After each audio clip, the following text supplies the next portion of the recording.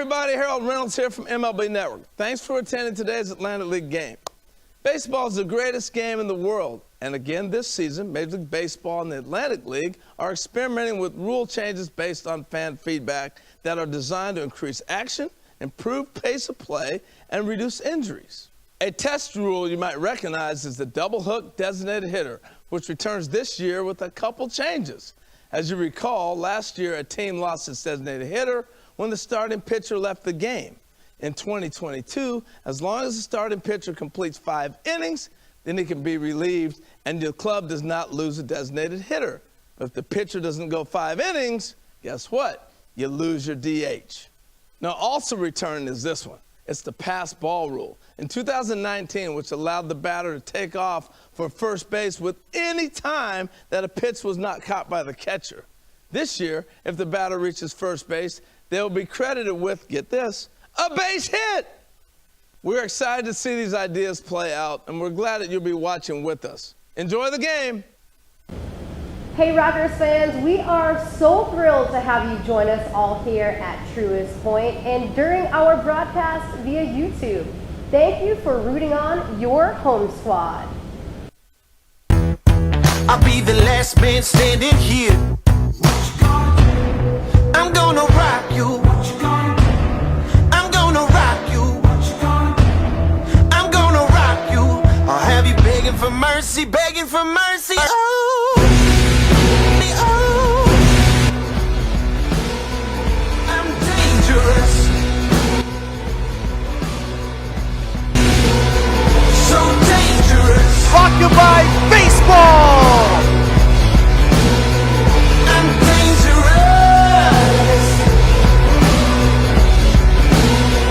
So dangerous.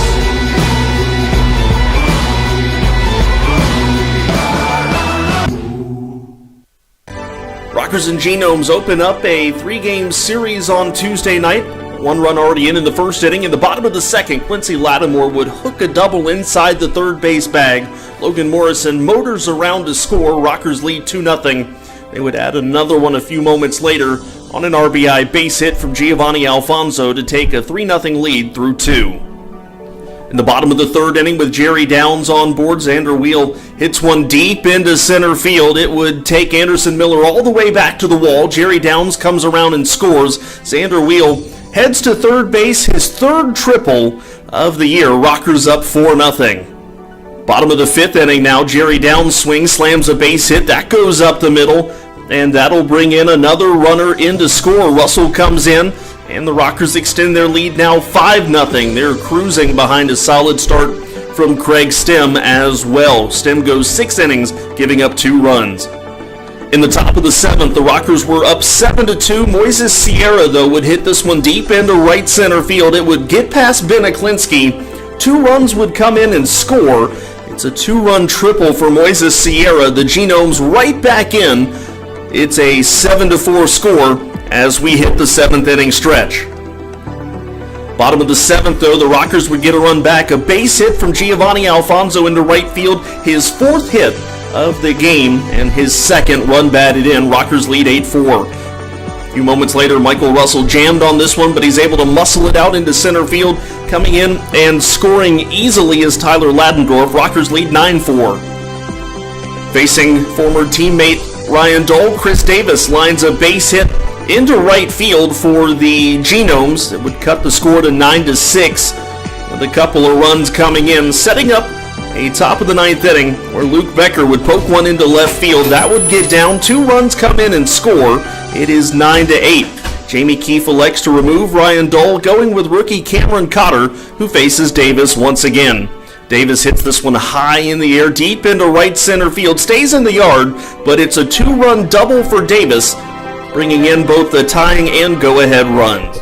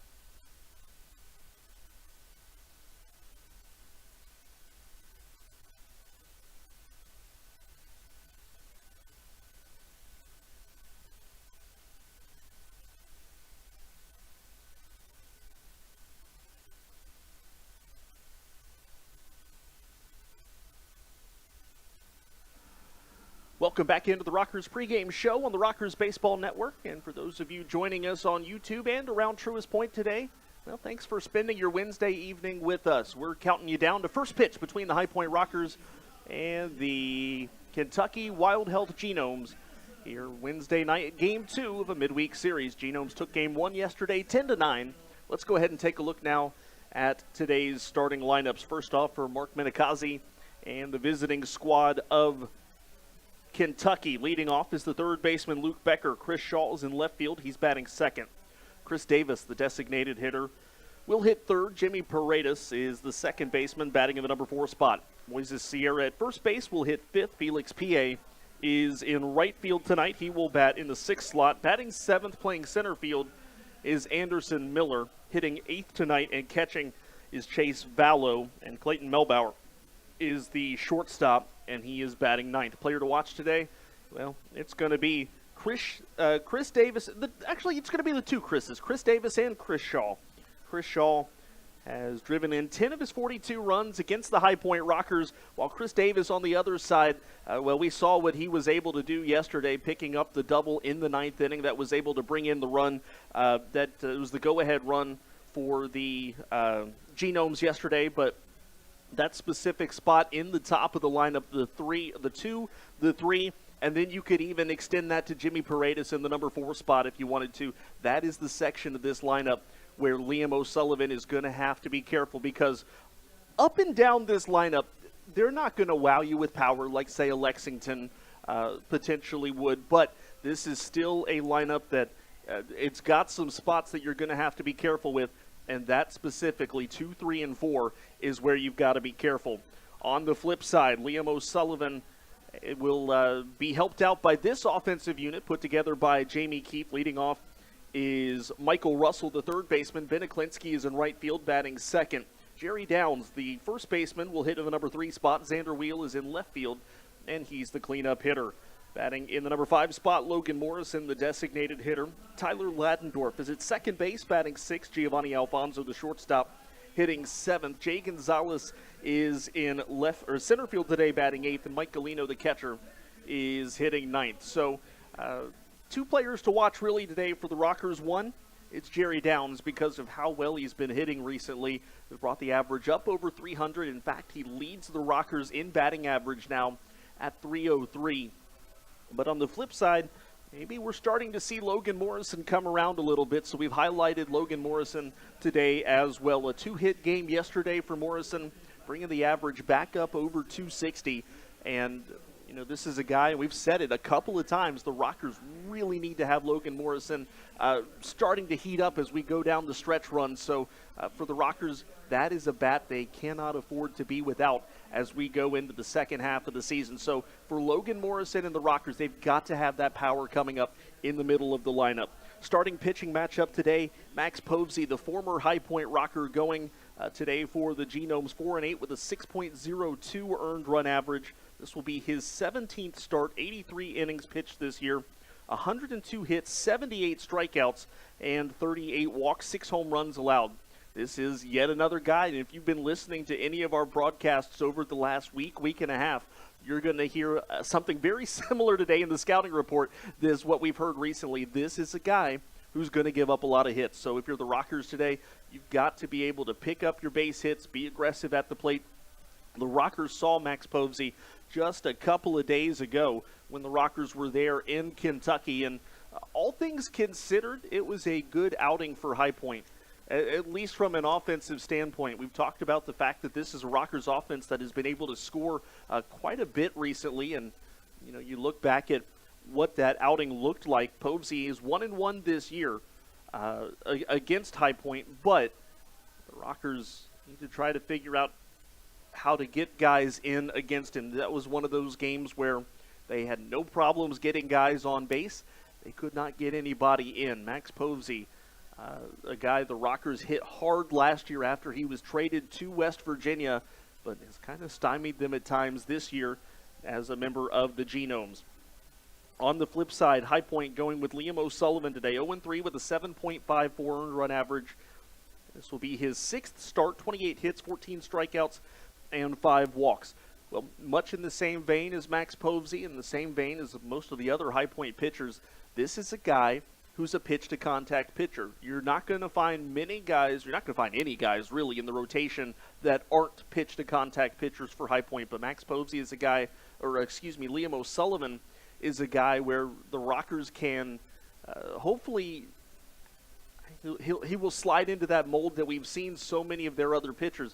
You pitch to contact, you let the defense behind you make plays. The Rockers defense did a really good job behind Craig Stim yesterday. So for High Point, I think one of the important things for Liam O'Sullivan is just to trust your defense. He's kind of been bit by some bad luck at times, some baseballs that have kind of bled through the infield here and there. But one of the other key things for Liam O'Sullivan today is keeping the ball in the yard. He's kind of been burned by home runs recently. He's given up a home run in each of his last 4 starts, including, or has given up 5 total, but after not giving up one in his first start, has given up at least 1 in his next 4 starts, including 2 in his second outing this year, followed by 1, 1, and 1. So for Liam O'Sullivan, keeping the ball in the yard today is a huge, huge key for the Rockers' success. Yesterday, both teams showed up to play offensively. They were ready to swing the bats, and, well, we saw it to the tune of 26 combined hits yesterday. And the crazy thing about that, nobody hit a home run. We'll talk a little bit later about how impressive that actually is for High Point this year, that they were able to put 9 runs on the board without a single home run. We'll look into that number a little bit later on, but as we wait for Liam O'Sullivan and Max Povsey to finish up their warm-up tosses, we'll take a quick look at, again, why this series is so important. The Rockers and the Genomes come into today's series 1-2 in the wild card standings. The Genomes are number 1 by 1 game over High Point, and yes, there are 42 games to play, but it kind of appears in the same vein that Gastonia has already seemed to run away with the South for the second half in a row, and while Southern Maryland and Lancaster look like they're going to be battling it out in the North Division, it does seem like whether there's one wild card or 2, it's going to come down between the Genomes and the Rockers. So it is all the more important for High Point to win these head-to-head battles. They're already got their backs against the wall in terms of tiebreakers because the Genomes, the Rockers, let's put it this way, they have to go 5-0 head-to-head against Kentucky the rest of the way to have a shot at the tiebreaker. But I think if you ask the guys down there, that's not what they're interested in. This is an offense that could be explosive. This is a Rockers team that can get it done. We know what the pitching is capable of doing, so for High Point, plain and simply, they want to win. This team is here to win. They're here to get the job done. As we wait on Liam O'Sullivan to lead the rest of the crew out there, I think that's what they're wanting to do today. That's what they're going to try to come out and make a statement early on and say, look, we're not going to let this situation, wild card scenario, whatever have you, fall into the hands of not being in our control. The Rockers want to come in, control what they can control, and go ahead and basically put their own stamp on what this wild card race is going to be. And we think we should be seeing O'Sullivan and company out here before too long. Everybody just kind of milling about. Max Povsey making a couple last warm-up tosses in the Genomes bullpen. Everybody here on the Rockers side just kind of hanging about. And I think we're any minute now should be ready to get this one underway. As the Rockers look to improve off of, well, offensively, not a whole lot to improve off of yesterday. Let's just put it that way. From a pitching standpoint, sure. ERA of 10, not going to stay there for the rest of the month, but, they were coming off of a rough July, all things considered. They had a rough June right before that as well. From a pitching standpoint, can this team rediscover the pitching magic that they had back in April and May? Yes, it is an extremely different cast of characters than it was last year, than it was at the beginning of the year. But you're starting to get to the point where these are the guys that you're going to be going to the postseason with. So can they get it figured out? Well, hopefully we will start to see an answer to that later today, and hopefully that answer is yes. The Rockers taking the field, so we will go ahead and step aside for the national anthem. When we come back, it's the Rockers, it's the Genomes, and it's next on the Rockers Baseball Network.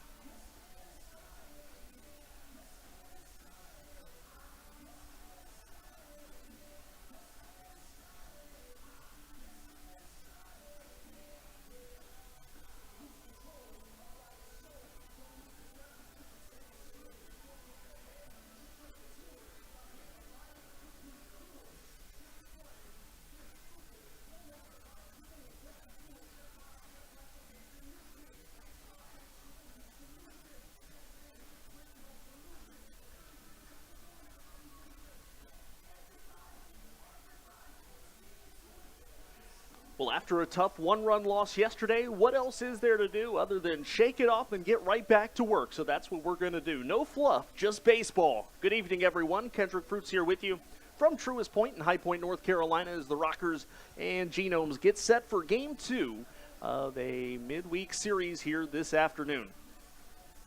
The Rockers send Liam O'Sullivan to the mound today, looking for his first win as a High Point Rocker, 0-3 with a 7.54 earned run average. This will be the 6th outing for O'Sullivan this year, coming off a loss against the Genomes last week. Lineup again that he will have to face today: Becker, Shaw, Davis, Paredes, Sierra, PA, Miller, Vallow, and Melbauer. O'Sullivan taking one of his final warm-up tosses here as Rockers really, and this is no disrespect to anybody on this team, but you make the argument they're throwing out their best 3 pitchers in this series. Craig Stem, 2 runs in 6 innings of work yesterday. Liam O'Sullivan obviously has a fantastic track record, and Ivan Pinheiro has been an incredible find for this team, giving up or working his way out to a 4-1 record as he has joined the Rockers late this year, but he's already tied for the team lead. So as far as all that is concerned, starting pitching should not be the issue this series, and well, through Game 1, it was not. So Liam O'Sullivan looking to do exactly what Craig Stem did the other night, and that is get out to a fast start.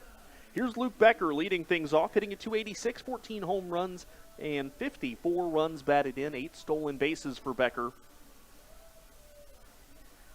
And he will dig into that left-hand box, and we're about ready to get this one underway.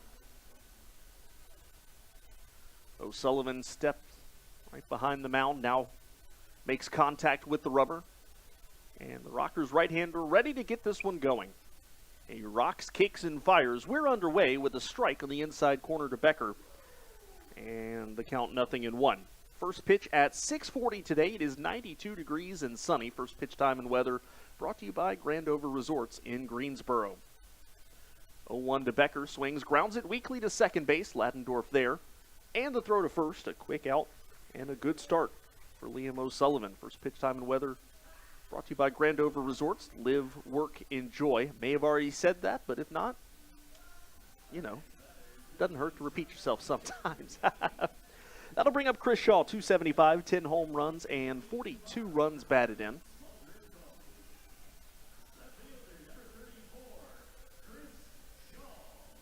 Shaw, former big leaguer.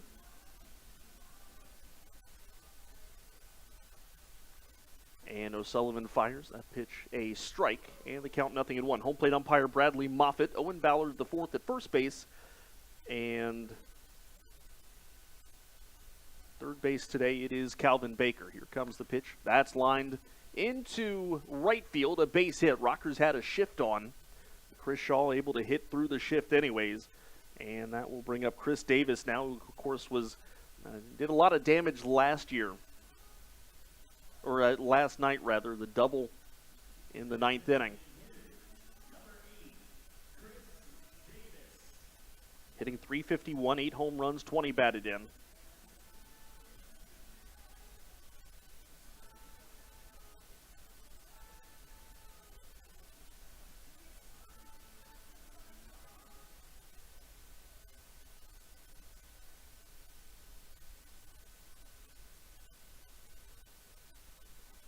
Here comes the first pitch. That's lined into right field. Right there to make the catch is Aklinski. And that's the second out of the inning. That'll bring up Jimmy Paredes. Paredes hitting at .285, 11 home runs, 44 batted in. Will set the Rockers defensively. Xander Wheeland left. Jay Gonzalez in center. Ben Aklinski is in right. Michael Russell at third base. Giovanni Alfonso the shortstop. Tyler Ladendorf at second. Jerry Downs at first. Mike Galino behind the plate.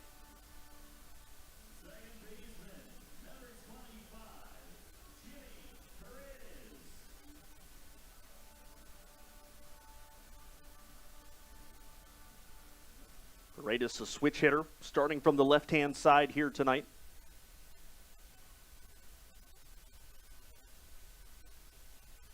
O'Sullivan holds the set, now fires first pitch to Paredes, a fastball strike, and the count 0-1. Craig Stem yesterday, a 1-2-3 first. Not going to happen here for O'Sullivan, but still working his way fairly quickly through the lineup here in the first inning. Here comes the 0-1. And the timeout called. He's going to step off, and Paredes steps out. Wind is blowing out towards left field. That did not matter yesterday, as there were no home runs hit, despite the fact that there were 19 runs scored in yesterday's contest. O'Sullivan ready with the 0-1 to Paredes. Fires high. Paredes takes up over the zone, and the count goes to 1-1.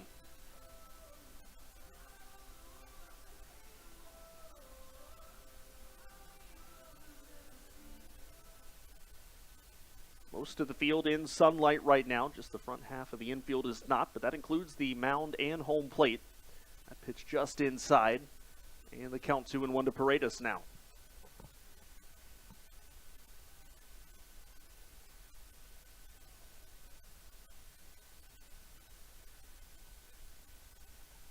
O'Sullivan set. He works first base side of the rubber, ready with the 2-1. Paredes swings, lines it into center. Jay Gonzalez fighting the sun, makes the catch. And that's the final out of the inning. So a base hit for Chris Shaw, but he ends up staying at first base. Nothing happens. And we go to the bottom of the first inning. No score on the Rockers Baseball Network.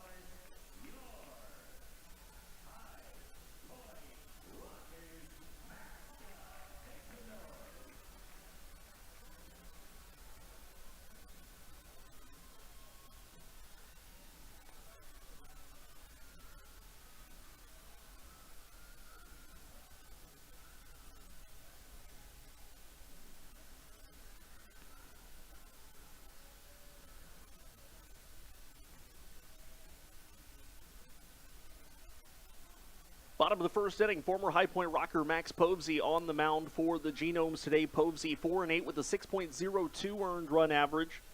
He is making his 18th start today, 83 and 2/3 innings pitched, 102 hits, 78 strikeouts, and 38 walks. Opponents hitting .293 against him. Again, we talked about it in the pregame show today. Both of these starting pitchers give up their share of hits. The lineup again for the Rockers: Russell Leklinski Downs, Wheel Morrison Latendorf, Alfonso Gonzalez, and Galino. Rockers today with the white jerseys. The Genomes with an all-gray road setup today with the light blue caps. And Povsey taking his final tosses here. He started the year with High Point last year out of the bullpen. He's a former big leaguer, made it to the major leagues with the Seattle Mariners in 2017.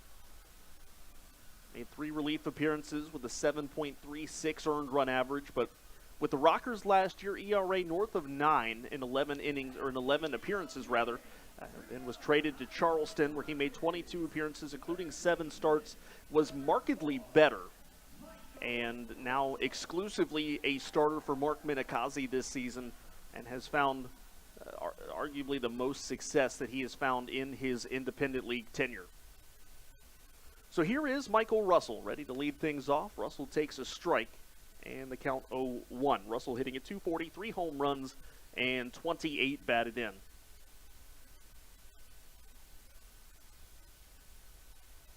Povsey ready. Fires a fastball. That misses, and the count 1-1. One of the big things about Max Povsey is that Max Povsey is big. He is 6'8", 200 pounds, so Povsey is a guy who can really use that downhill leverage against opposing hitters, and when he does that, that's when he's at his best. Sails that one inside to Russell, and the count 2-1.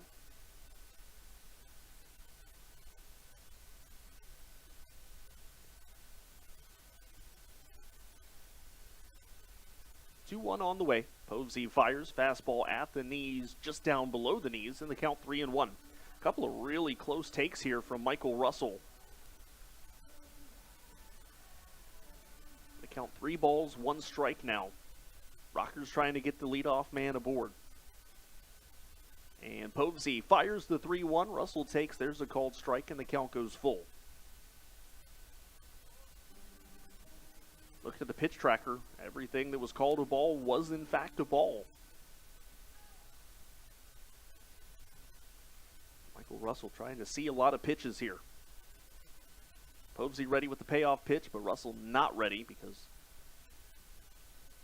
Povsey had too much time, so Russell steps out rather. Here comes the 3-2 now. Povsey fires.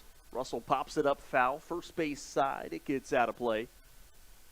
And the count remains full. Well, Liam O'Sullivan, the first inning, used 9 pitches. Max Povsey has used 6 for the first hitter he's faced, and this at-bat's still not even over. Here is pitch number 7.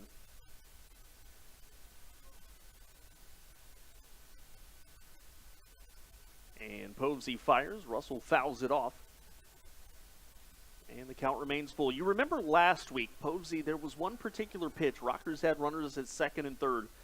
And Povsey lifted the leg, held it for a moment. And at some point in that sequence was called for a balk. We just saw that for the first time here today. Obviously, no balk called. But the same situation where instead of his normal motion, he brought the leg up and then held it for a moment. Here's a 3-2. That's low to Russell, ball 4. So the Rockers do get the leadoff man aboard as Ben Leklinski comes up, hitting at .281 with 15 home runs and 54 runs batted in. And we'll go ahead and also set the defensive alignment for the Genomes. Chris Shaw is in left field. Anderson Miller is in center. Felix Pie is in left. Is in right. Third base, Luke Becker. Clayton Melbauer is the shortstop. Jimmy Paredes at second. Moises Sierra is at first. And Chase Vallow is behind the dish. First pitch to Leklinski. Fastball low. And the count 1-0.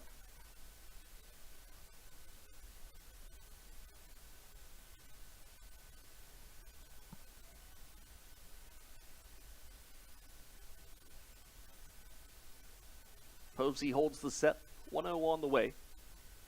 Off speed low, and the count 2-0. Walks this year have not been an issue for Posey. They were last year. But here to start his afternoon, 10 pitches, only 4 strikes. Here comes the pitch, fastball inside, and the count 3-0. Posey now really struggling with his command as he battled with Russell, but on the way down 3-0 to Aklinski with Jerry Downs on deck. This is not a Rockers offense that you want to just put the first couple of hitters on board, because the next couple after that will burn you. There's a fastball strike, and the count 3-1. Posey sitting in the low 90s right now.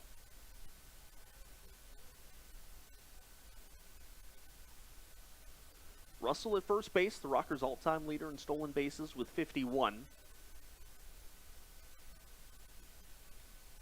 Here comes the 3-1 to Aklinski. That's low, ball 4. So the Rockers first and second now. The batter, Jerry Downs. Jerry hitting at .303, 13 home runs, 53 runs batted in. He's brought the batting average up over 300 now.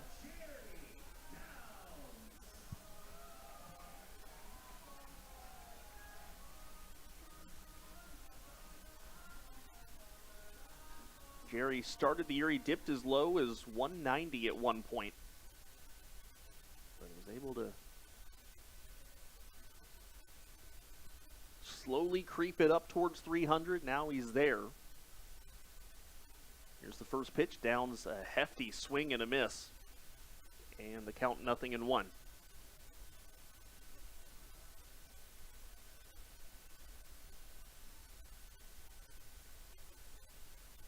Russell at second, Aklinski at first. Nobody out in the first. Here comes the 0-1. That's high, and the count 1-1. Max Posey not necessarily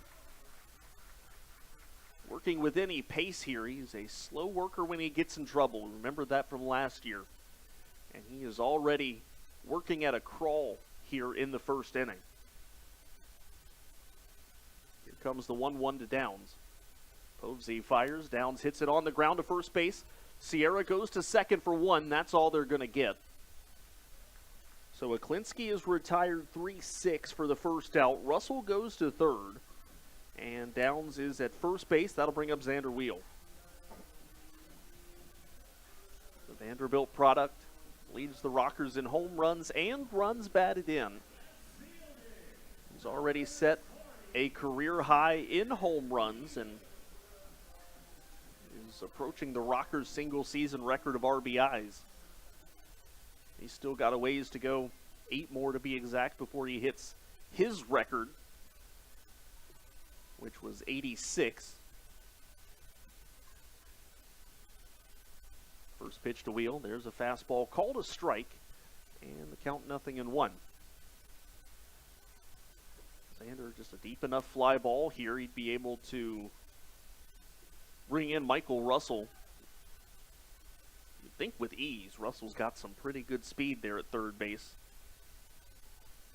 0-1 on the way. That's high and tight from Posey. And the count 1-1.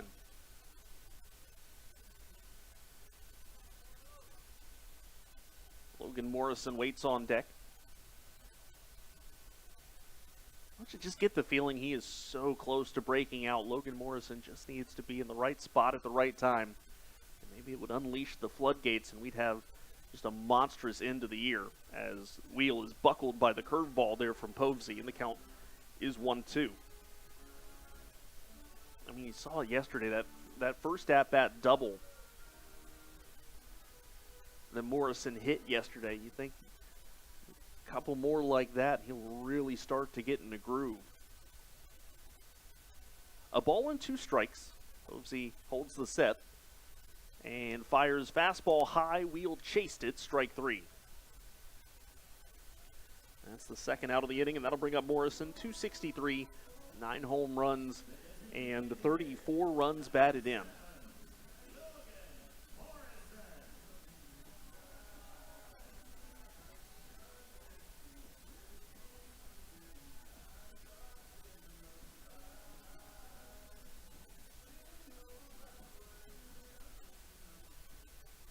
Runners at the corners, but now there are 2 away.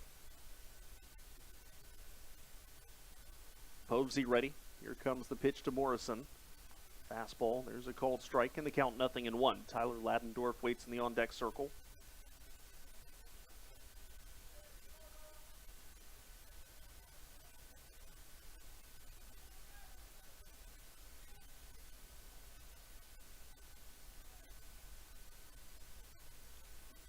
Michael Russell working his way down the third baseline. Here's the 0-1 to Morrison. Povsey sails it high, and the count goes to 1-1.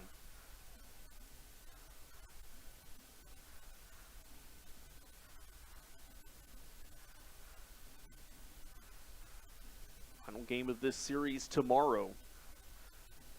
Eli Villanueva, pitching coach for the Genomes, going against Ivan Pinheiro as Morrison, a little half swing, fouls it off third base side, and the count moves to 1-2.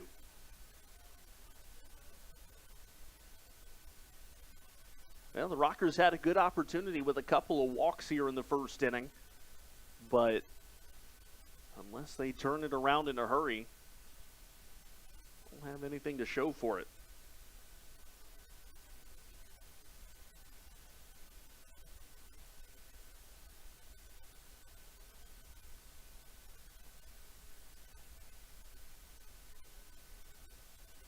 Here comes the pitch. That's high. And the count 2-2.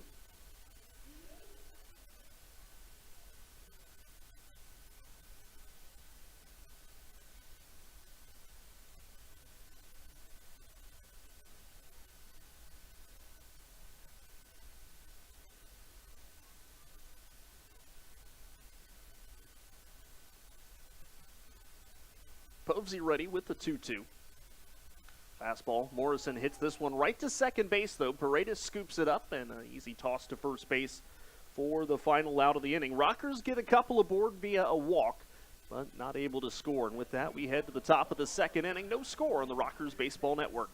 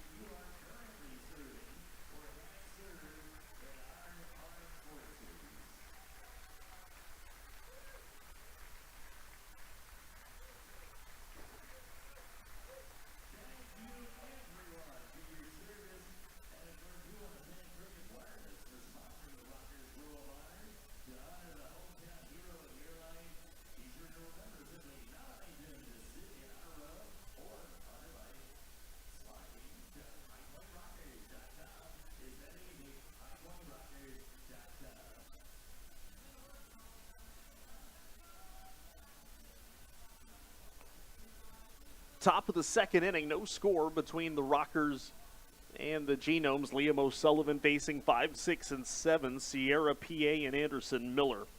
Moises Sierra and Felix PA, both former major leaguers. Quite a few of those on this Genome squad. Chris Shaw, Davis, Jimmy Paredes. The others is a stretch just like yesterday, 2 through 6. All have major league experience.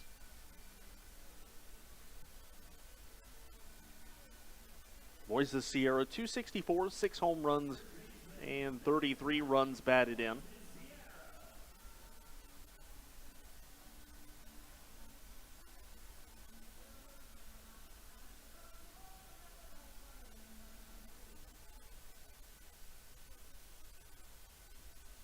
O'Sullivan ready. First pitch on the way to Moises Sierra. There's a strike, and the count 0-1.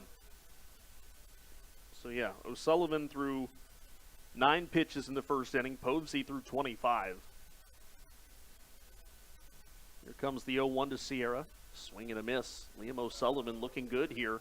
The count 0-2. Really needed a good outing. And really, you think back to his last start too. He started off fantastic and ran into trouble at the end. So the big question, I think, for the Rockers, much as the question was with Ivan Pinheiro when he first got here, is how are you going to finish today? And that's what Liam O'Sullivan is going to try and figure out. How does he finish this ball game? A pitch missed low to Sierra. The count is 1-2. And O'Sullivan fired off speed high. Slider, 2 balls and 2 strikes.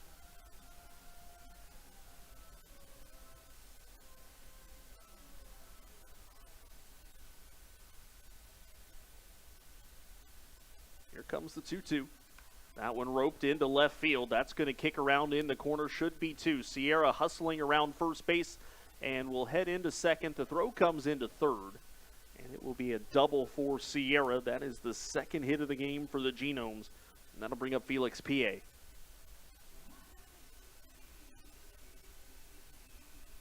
So it is 0-2-0, the early line score for the Genomes. All zeros for the Rockers so far.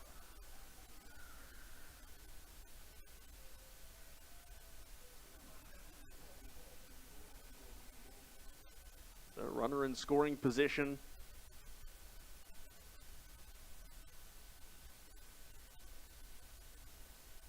And O'Sullivan fires first pitch to PA. That's down and in, and the count 1-0. The wind was going out towards left field earlier. Not really a whole lot happening right now, though.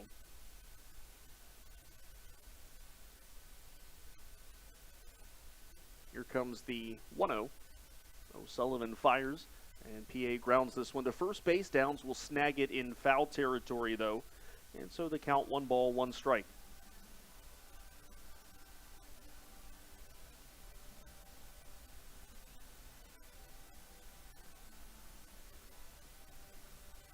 Anderson Miller waiting in the on-deck circle for the Genomes.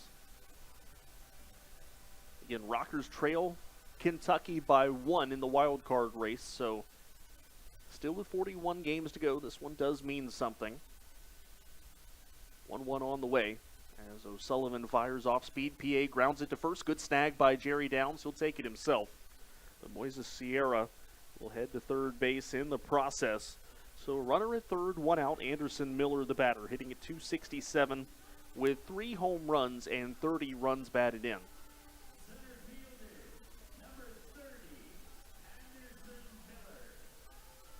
Felix P.A. doesn't quite look 100% getting off the field here, was jogging extremely slowly.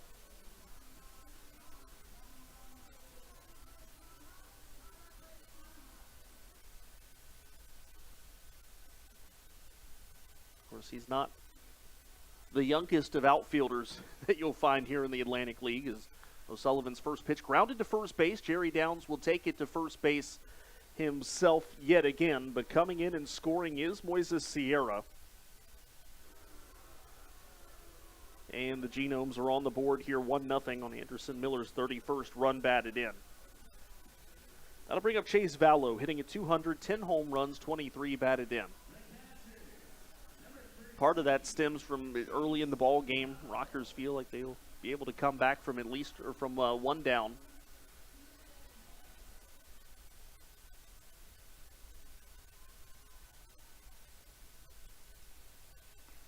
Fastball, that's a called strike. And the count 0-1.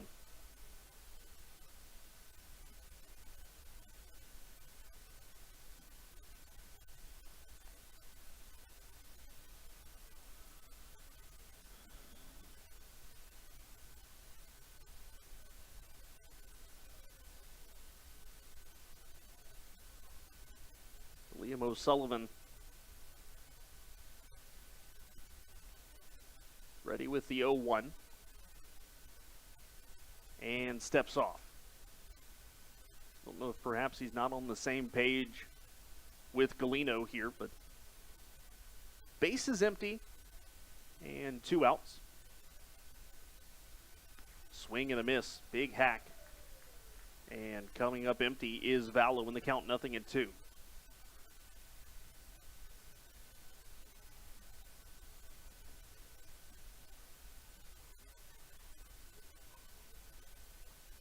0-2 on the way. O'Sullivan fires high fastball, and the count 1-2. Rockers will have 6, 7, 8 coming up in the bottom of the second.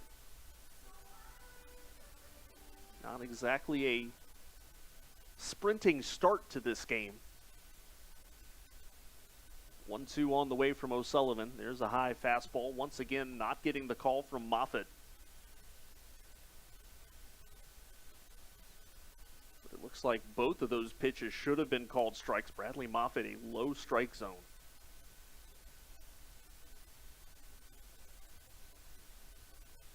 Here comes the 2-2.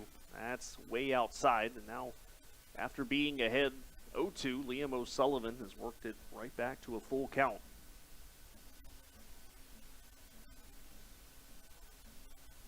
Number 9 hitter Clayton Melbauer waiting in the on-deck circle. Here comes the payoff pitch to Vallow. He swings, ropes this one into center field. A long run for Gonzalez. Gonzalez drops the ball. Jay Gonzalez might have lost it in the sun. It'll be an error on the Rockers center fielder. And a runner on first base with still 2 outs.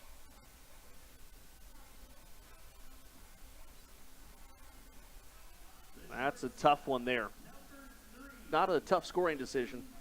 And I knew it should have been scored an error, and it was, but tough for Liam O'Sullivan that the inning has to be extended.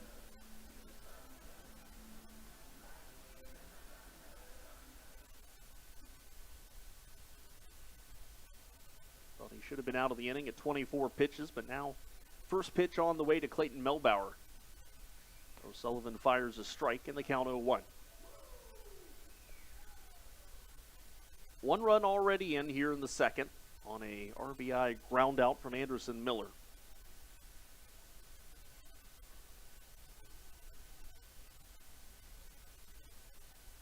Here comes the 0-1. This one popped up.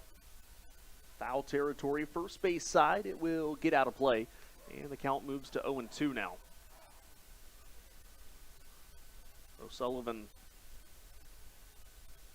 taking a long walk behind the mound as he rubs up the new baseball. He really needs to have a good outing. It's been more struggle than success through his first 5 starts. Here comes the pitch. That's down. And the count 1-2.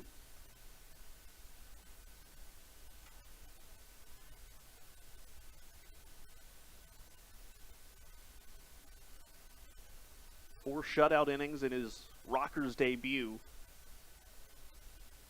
Still trying to chase that sort of result ever since. That one bounced in the dirt, or turf rather, in the count 2-2.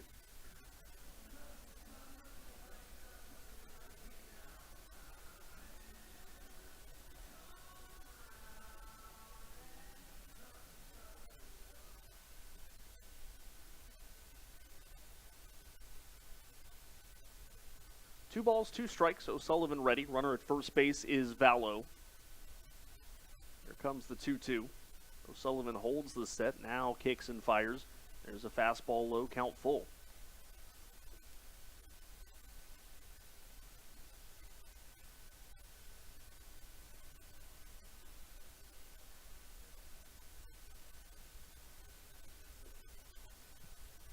Payoff pitch on the way. O'Sullivan holds the set. Here comes the 3-2. Runner goes. That's fouled off. Vallow's going to have to turn around and head back to first base.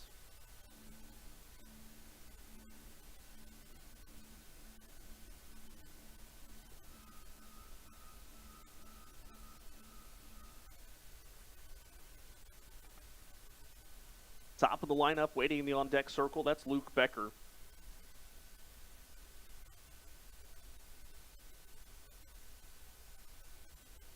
Runner goes again. Here's the 3-2. Popped up.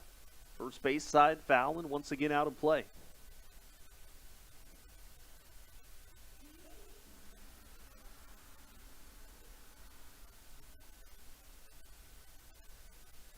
And O'Sullivan with another baseball. He's trying to work up to feeling comfortable in his grip.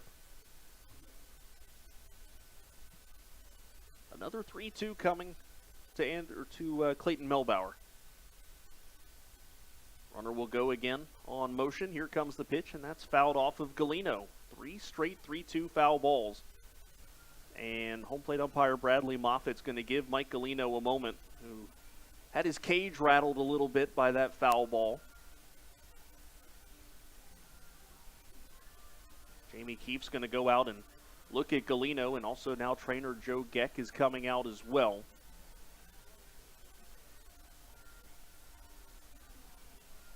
Galino's taken a couple of foul balls off of the face mask this year.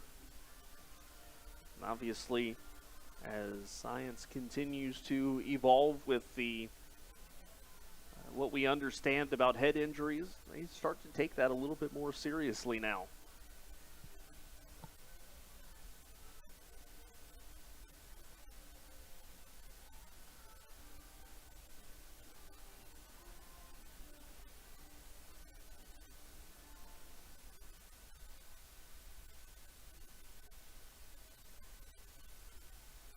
O'Sullivan is set. Here comes the 3-2. And the righty fires. Fastball outside, ball 4.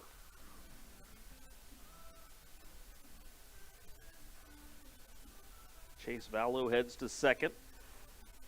Well, I hope none of you had any plans for after the game today, because after the game is going to be midnight.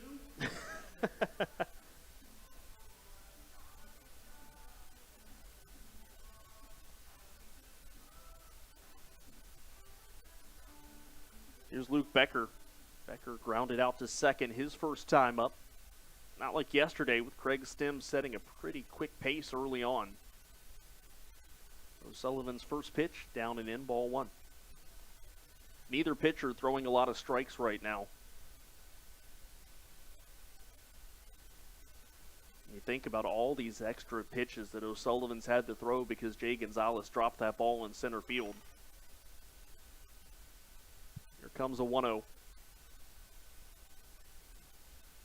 Liam fires. That's fouled off. 1-1.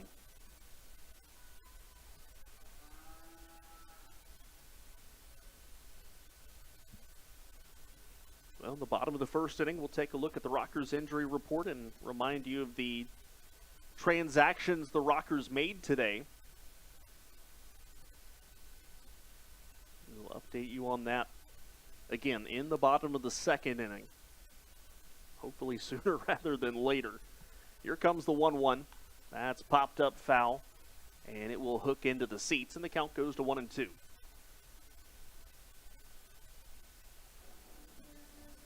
Runner at second is Vallow. Runner at first is Melbauer.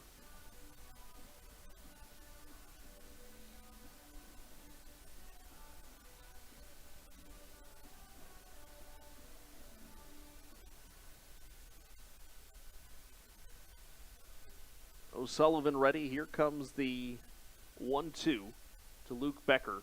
Rockers expecting him to pull. Fastball just inside, doesn't get the call. In the count 2-2. It was a good miss from O'Sullivan.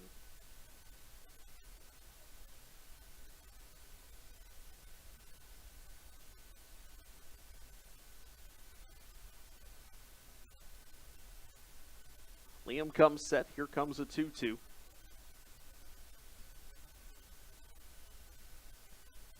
Curveball up and in, 3-2. Well, he's one bad one away from walking the bases loaded, or at least issuing a walk to load the bases. One reached on an error. Runner at first was a walk, and another bad one to Becker will result in another walk.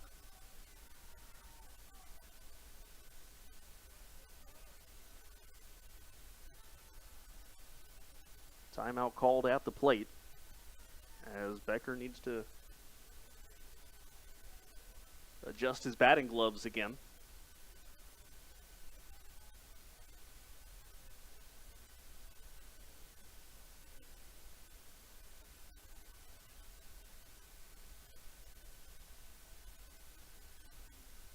Here comes a 3-2.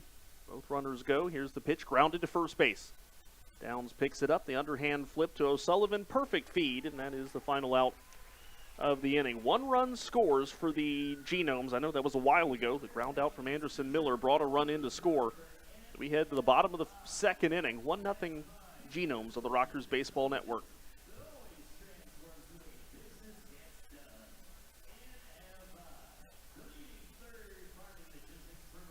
Rockers fans, Brittany coming to you live from the High Point. We want to thank you all for joining us yet again for another Rockers homestand. We enjoy seeing you at Truist Point Stadium. Be sure to visit the High Pints located directly behind home plate on the concourse for delicious craft beers and Rockers team swag. We guarantee there is something in there for everybody. Yes, even your babies and your furry friends.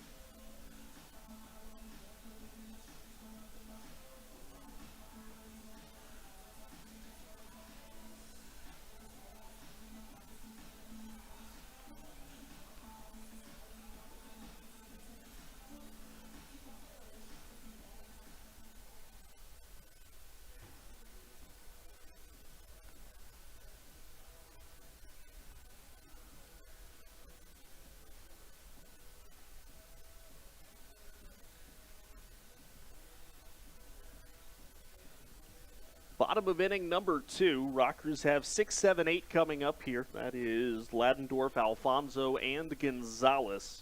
Tyler Ladendorf hitting at .229, 12 home runs, and 28 runs batted in this year for the Rockers. A couple of multi-home run games for Ladendorf. But I think right now it's a pretty simple request for High Point. That's just get on base. That's really what they're looking for here is base runners. Waiting on Jamie Keefe to head on down to his third base coaching box. Rockers injury report, John Hayes and Michael Martinez continue to inhabit the injury report.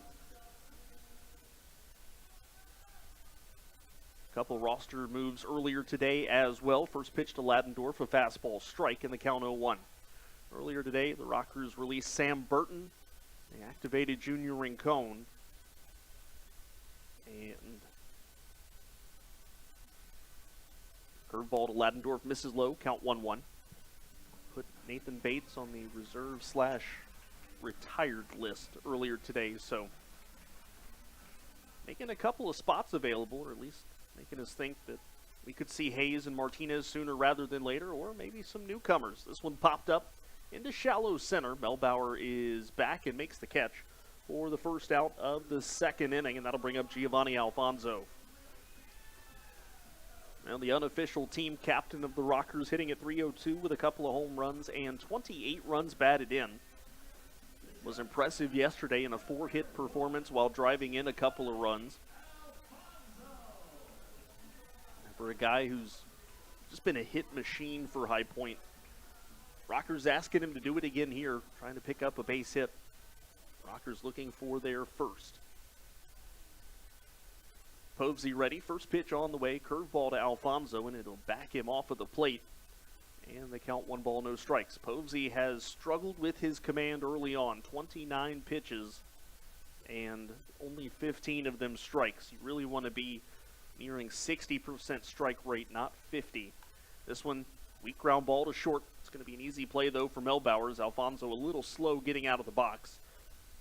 And that'll be the second out of the second inning. A pretty quick start here to inning number 2 for Max Povsey. Only 5 pitches to get through 2 outs. Brings up Jay Gonzalez, .292 with 3 home runs, 25 batted in, and 9 stolen bases. Jay's already 1 home run away from tying his career high of 4. Again, home runs not a part of his game. Third baseman Luke Becker knows that Gonzalez can lay down a bunt. He's playing pretty well in at the corners.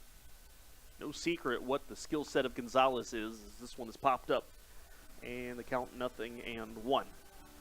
This is a guy who the Rockers acquired in a transaction with Winnipeg in the American Association last year. They know that he can provide speed. He's got really good bat control, and obviously the defense, although he did make an uncharacteristic error earlier today. Gonzalez late on that fastball, and he's down in the count quickly, 0-2.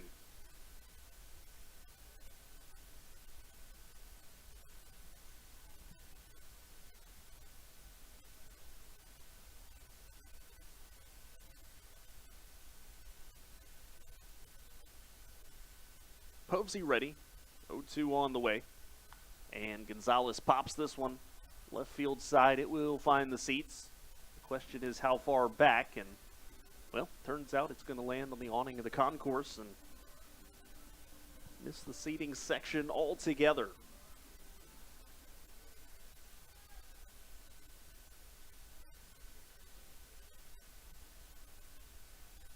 Povsey ready, another 0-2 to Gonzalez. Off speed, bounced it. Chase Vallow was able to smother it, however.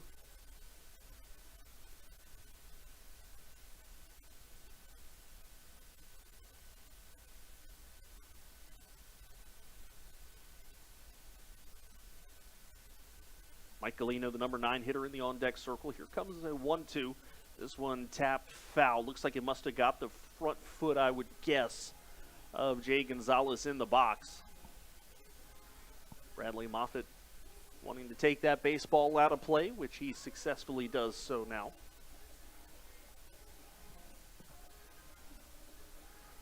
Rockers started the game with back-to-back walks offensively and a whole lot of nothing since then.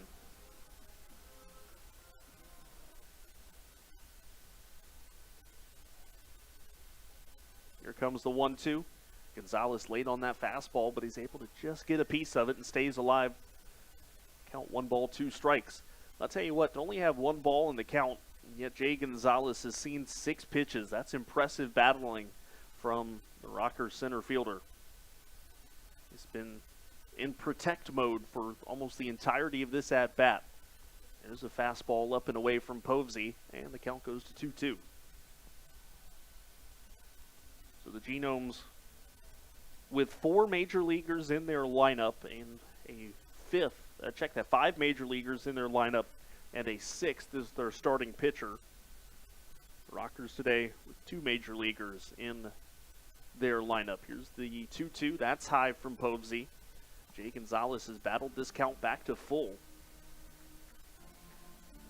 Well, the good thing for the Rockers, Povsey probably not long for this game, maybe 5 innings at best, I think, at the way that he's throwing pitches right now. Here comes the 3-2 to Gonzalez. And Jay slaps this one into left field. It's going to hook away from Shaw and get down for a hit. Not going to be able to extend it, but the Rockers have their first hit of the ball game. A 2-out knock for Jay Gonzalez, and that'll bring up Mike Galino. Galino slashing .239 with a home run and 13 runs batted in.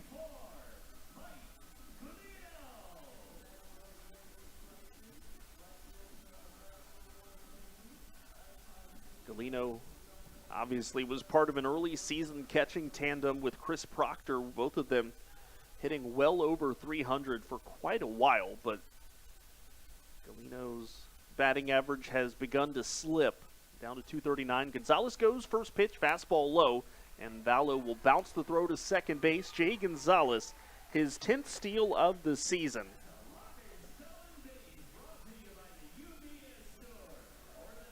This is a guy in Jay Gonzalez who early on his career would routinely steal 40, 50, 60 bases even in his career. Not so much recently. The Rockers, we've talked about it, not a team that steals a ton.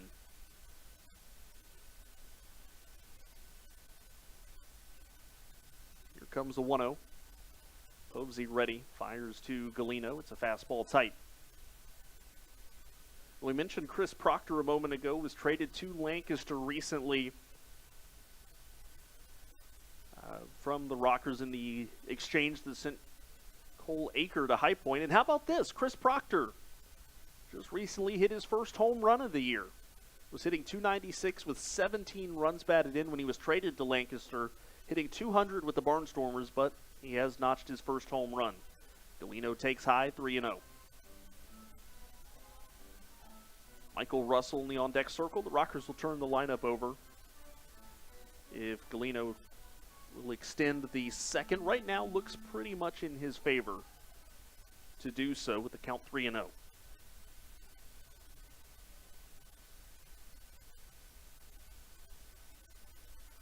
Povsey ready, 3-0 on the way. There's a fastball strike. And the count 3-1. Russell in the on-deck circle has one of the Rockers' 2 walks today.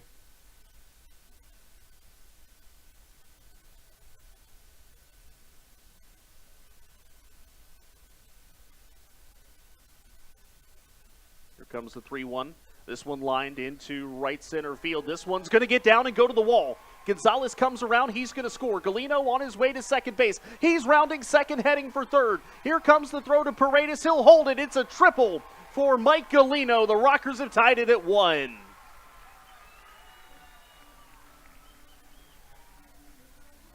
Mike Galeno, I don't know what it is about Rockers catchers and hitting triples this year, but something about splitting the outfielders in right center has paid dividends for high point hitters throughout the season.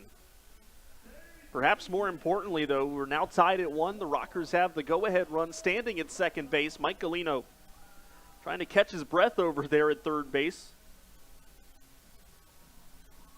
Catchers don't do that much running normally.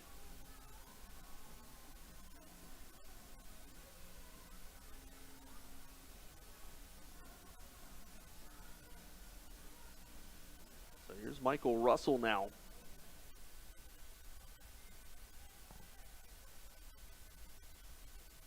Povsey set, first pitch on the way. And the righty fires, fastball inside, 1-0. Next offering for Povsey will be his 46th already. Liam O'Sullivan on the other side. At 39, he's not much better shape. I think maybe O'Sullivan could get 6, whereas Povsey could go 5. Here's the 1-0, curveball, inside, 2-0. Next hitter, Ben Aklinski in the on-deck circle.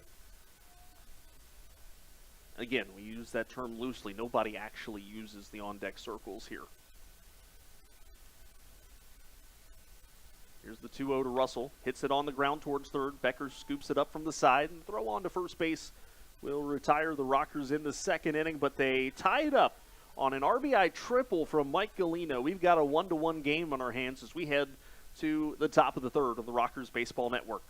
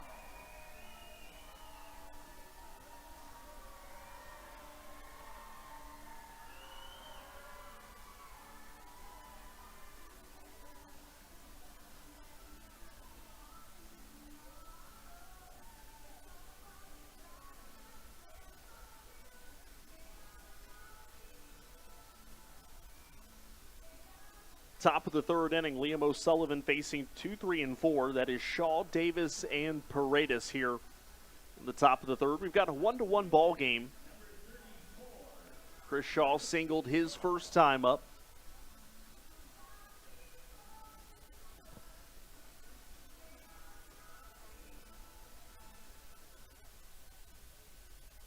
First pitch on the way as O'Sullivan kicks and fires. There's a fastball strike on the outside corner to Chris Shaw, and the count goes to 0-1.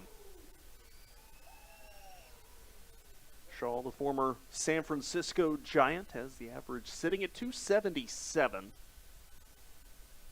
O'Sullivan fires. There's a swing and a foul ball, and the count 0-2 now. I think a big thing here for Leo O'Sullivan is just to try to come back with a quick inning. Obviously, wasn't able to do so in the second after a quick first, so trying to get back on schedule here with a quick third. Both in terms of getting into a groove and also just keeping your pitch count down. Rockers used a lot of good arms out of the bullpen yesterday. That pitch in, 1-2. Hensley, Dull, Cam Cotter all through yesterday, so for High Point, one of the big things, again, is just wanting to get a little bit of length from your starters. This one, a ground ball to first base. Downs knocks it down.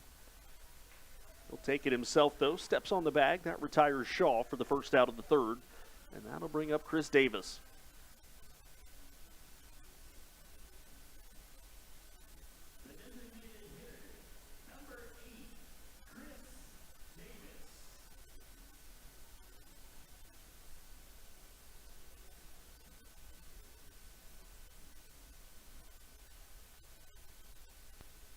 First pitch to Davis.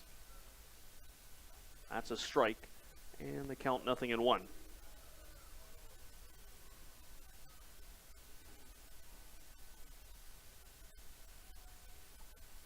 Here comes an 0-1. Popped up. Foul territory. Galino gives it a look. It's heading over the Rockers' dugout and lands in the first row of seats. And the count 0-2 now.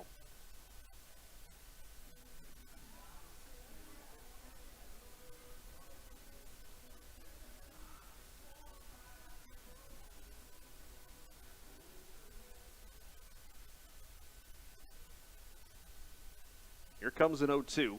O'Sullivan fires. Fastball inside. And the count 1-2 strikes now to Chris Davis.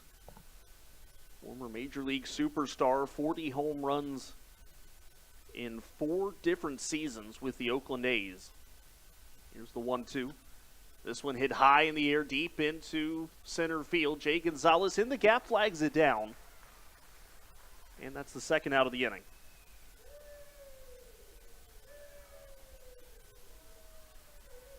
So 2 outs now in the third. And that'll bring up Jimmy Paredes. Paredes flied out to center his first time up.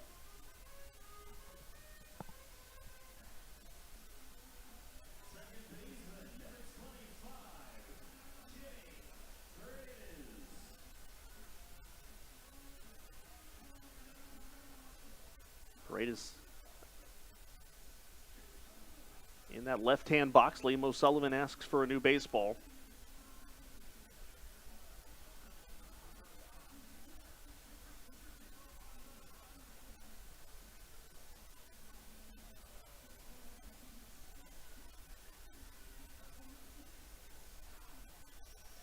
Paredes had a good day yesterday. 4 hits, was 4 for 6. Swings at the first pitch, fouls it off, and then hits it again with the bat. That was fun.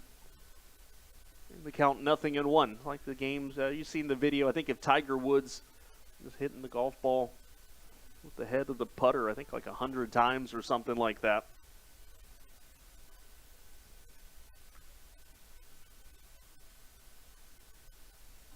Paredes doing it there, although I don't really think he meant to. It was just kind of the bat and ball happened to collide a second time. Not quite as exciting as that play. I want to say it was a postseason game even. San Francisco Giants outfielder Hunter Pence once hit the ball 3 times on one swing, except he got a base hit out of it as Paredes fouls that off.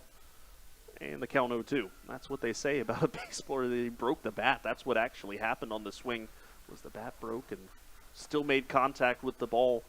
3 separate locations up and down the barrel of the bat. Here comes an 0-2. O'Sullivan fires, off speed high, and the count 1 ball, 2 strikes now.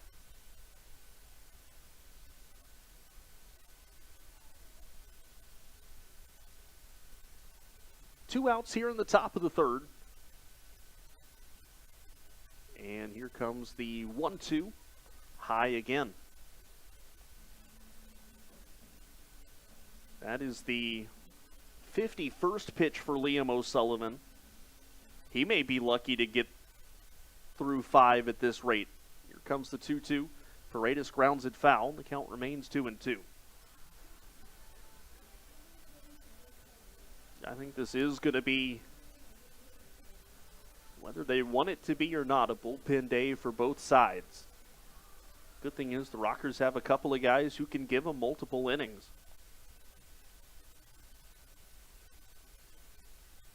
Here comes a 2-2. That's down and in, 3-2.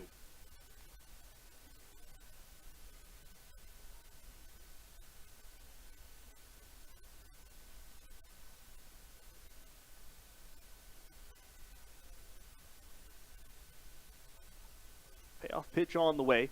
Swing and a miss. Well, it took 7 pitches to do, but Liam O'Sullivan strikes out Jimmy Paredes. It's a 1-2-3 top of the third. And we go to the bottom of the inning, now tied at 1 in the Rockers Baseball Network.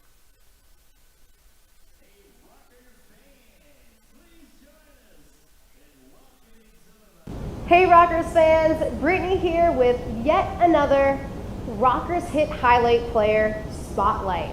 We want to shine a bright light on Jonah Scalaro. Jonah grew up in the sunny state of Florida, and he even played college baseball at Florida State. In college, Jonah was used mainly as a relief pitcher. As a 5th-year senior, Jonah was picked up by the High Point Rockers on June 15th of this most recent year as a starting pitcher. His stint with the Rockers was a very brief one, but for good reason. On July 22nd, Jonah signed as an undrafted free agent with the Chicago White Sox. He is now with the Kannapolis Cannonballers.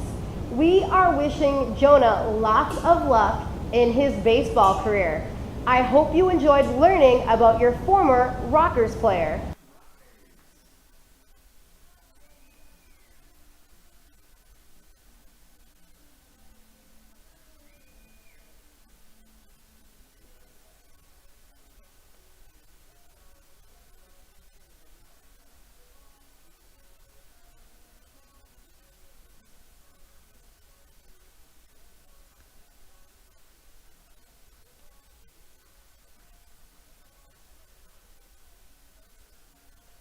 Bottom 3, we are tied at 1. Rockers have 2, 3, and 4 coming up here. That is Aklinski, Downs, and Xander Wheel. We'll take a look at the Atlantic League standings really quickly.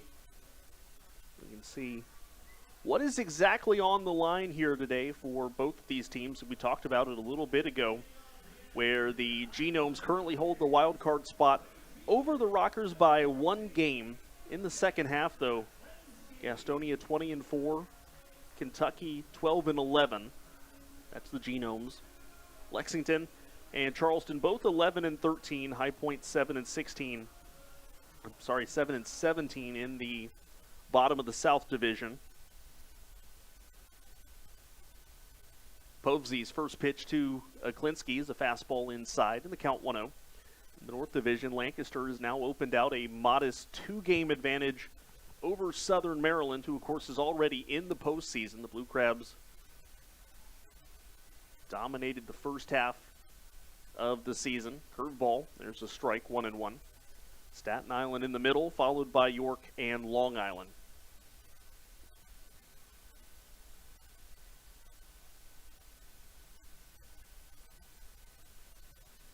Another curveball from Povsey. This one stays low, and the count goes to 2-1.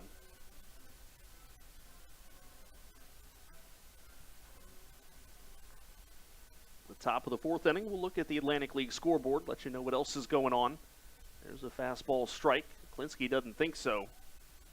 But it's 2 balls, 2 strikes now.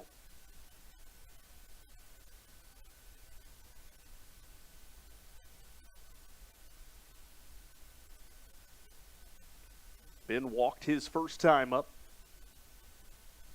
Here comes a 2-2. Posey fires. Curveball inside. Almost hit a Klinsky, but he was able to turn his back and get out of the way of that one, and the count full.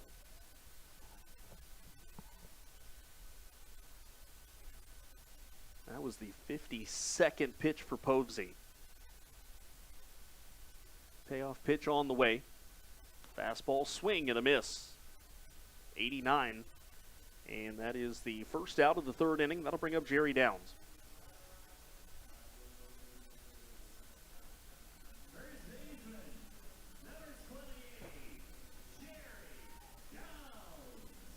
Downs, after hitting into that fielder's choice his first time up, hitting at 302. And Posey ready with the first pitch of this at-bat. That pitch fouled off. And the count 0-1.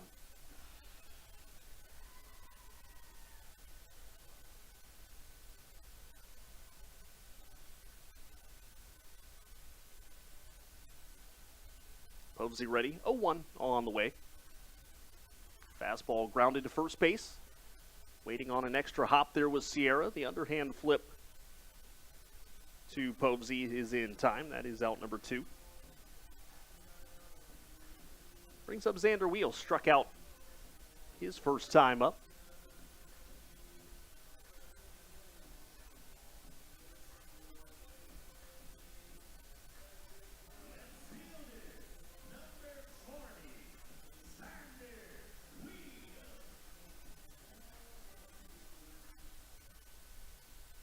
Posey ready. First pitch of this at-bat. Will fire a curveball, and it stays just a bit north of the zone, and the count 1-0. We talked about it in the Rockers pregame show where Xander stood in the Atlantic League leaderboards, both in home runs and runs batted in. Could put up monstrous record-breaking franchise marks for the Rockers this year, as Posey's curveball misses low. I mean, think about it, where he's sitting right now. He's, 3 home runs away from tying the, or 2 home runs from tying the single season record, and 3 runs batted in from that mark as well. Curveball strike. Wheel does not think so, but unfortunately, doesn't matter what you think. It's what the umpire says. Count 2-1.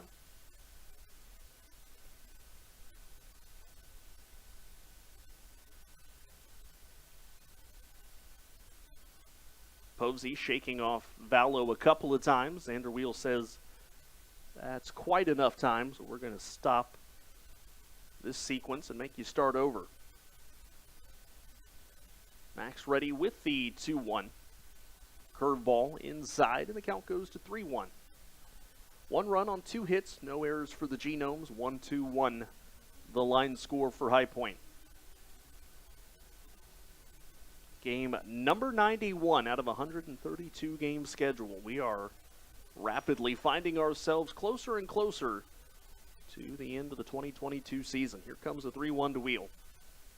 Fastball strike on the inside corner. Wheel tried to sell it as ball 4. Bradley Moffitt having none of it, and the count full.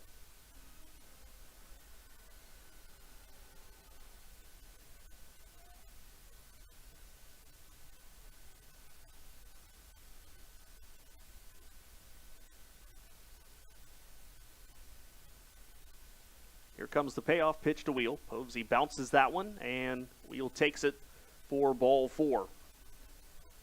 Runner aboard here with 2 outs, and that'll bring up Logan Morrison.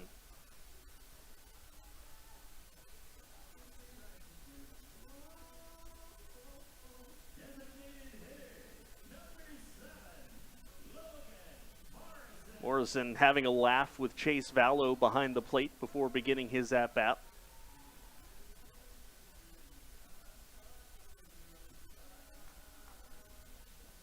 Vanderweel takes his lead off of first base. Not exactly a threat to run. He's got a couple of steals this year, but don't expect anything here. You don't want to take the bat out of Morrison's hands. Morrison fouls the first pitch off in the count 0-1. Almost the entirety of the playing surface now is in shadow, except for a little almost trapezoid-like shape in center field and a little sliver out in right field as well. But everything else pretty much is shaded at this point. Sun working its way down behind the grandstand in the concourse area. Here comes an 0-1.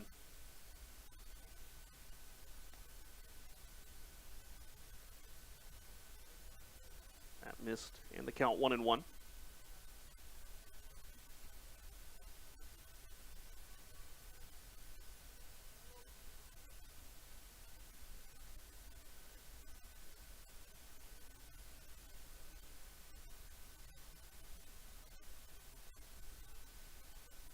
Comes the pitch. Morrison swings, lines this one into right field. Going back is Felix P.A. That ball's going to one-hop the wall. Jamie Keefe is windmilling around Vanderweel. Here comes the throw to Paredes. He fires home. The throw goes up the line. Logan Morrison in at third base, and the Rockers have a 2-1 lead. Logan Morrison one-hops the wall in right.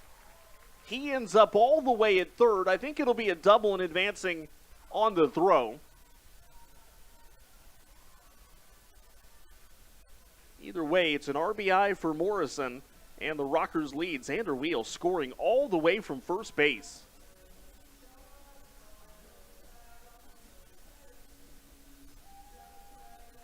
Runner at third and 2 outs for Tyler Ladendorf.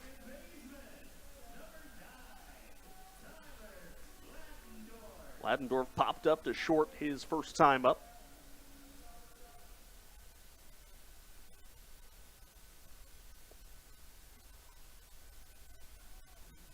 Povsey set. Here comes first pitch of this at-bat. High and tight. And the count 1-0.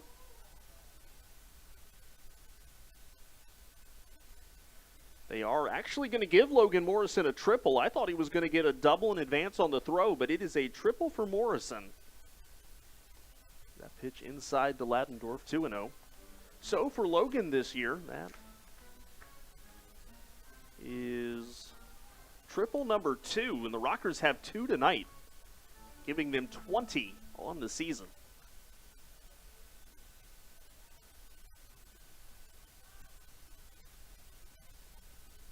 On the way to Ladendorf.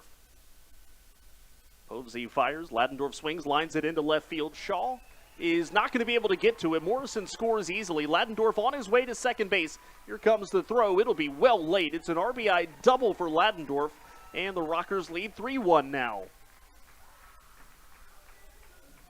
That is Ladendorf's 39th run batted in. As Morrison comes in and scores, and the Rockers with a couple of extra base hits here in the third inning. Now have a 2-run lead for Alfonso, who's 0 for 1. Here's the interesting note, too. You look at this series so far. 19 runs scored yesterday, 4 already today, which adds up, obviously, to a total of 23 runs. None of them have come on a home run. First pitch to Alfonso. It's a curveball. He's way out in front of the pitch down low in the count 1-0. Check that, 0-1. Alfonso just above the 300 mark.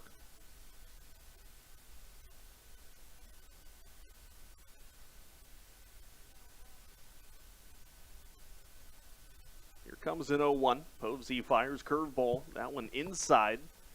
And the count 1-1.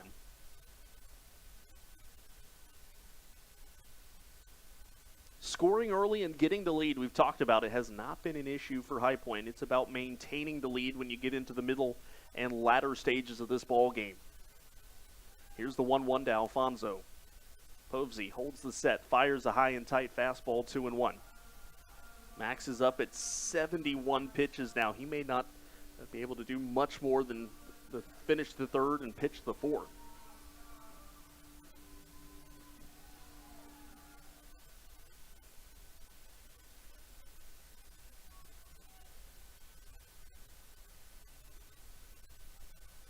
Posey fires, fastball. Alfonso swing and a miss, and the count 2-2.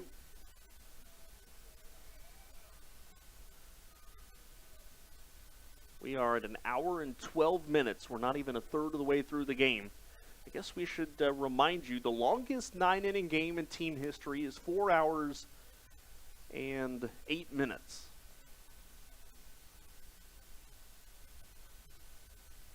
Here comes the 2-2 curveball.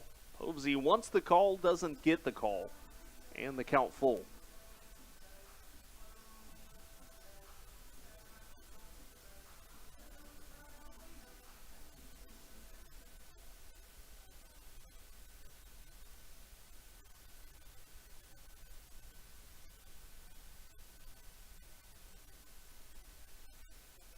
Two on the way. Posey will kick and fire, and Alfonso just cues it off the end of the bat, and the count stays full.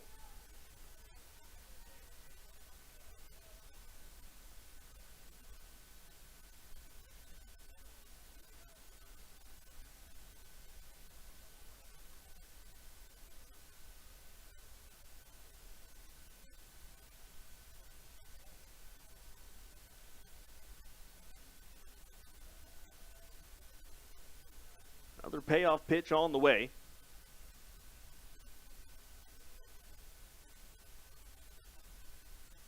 Three-two, that's low. A walk to Alfonso, and the Rockers with another extended inning. That'll bring up Jay Gonzalez. Jay Gonzalez singled and scored his first time up. Not only singled and scored, also stole his 10th base of the year his last time up. And you look at other Rockers that have done that this year, the list not very long, as Eli Villanueva is going to come out really quickly and talk to Max Povsey.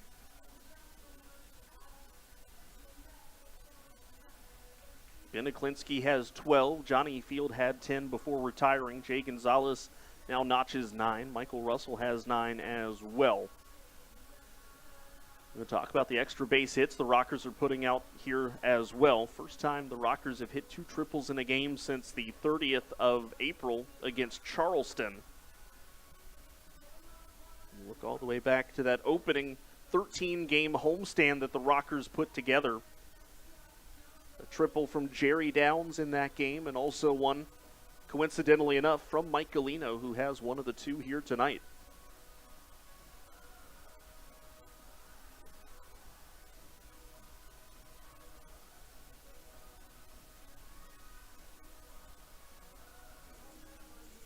Jay Gonzalez hitting at .295 now. Rockers with runners at first and second. 2 runs already in here in the bottom of the 3rd inning. They're looking for more.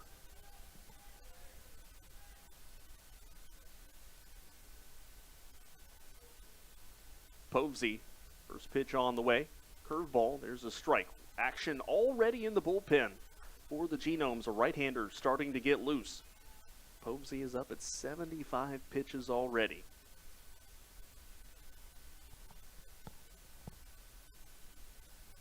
One on the way. Povsey fires, fastball, that's fouled off into the netting just above the Genomes dugout, and the count 0-2 to Gonzalez.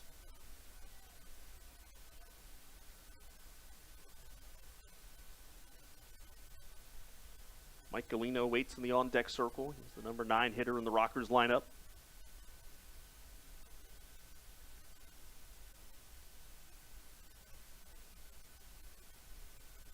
Two on the way. Povsey holds the set now, fires curveball.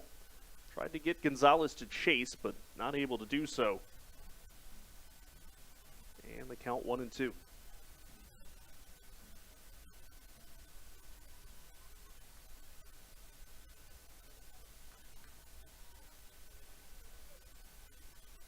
One-two on the way.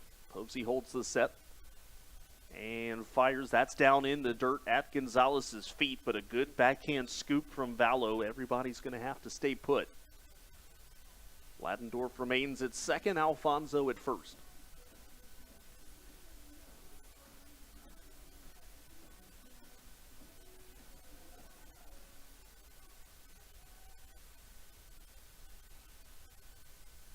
Here Here comes another offering here in the third inning. Posey fires the 2-2. Gonzalez hits this one high in the air into left. Shaw going back at the wall, leaps at the wall, and did he come down with it? He did not.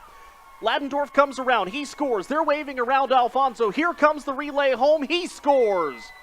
It's a 2-run double for Gonzalez. Jamie Keefe is wanting to get a home run out of this. He's talking to Calvin Baker about where that ball landed.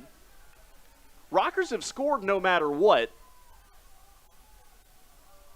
Jamie's saying it should be a home run. Calvin Baker's going to at least talk to the other umpires. It is at least 5-1. It may or may not become 6-1. We'll see.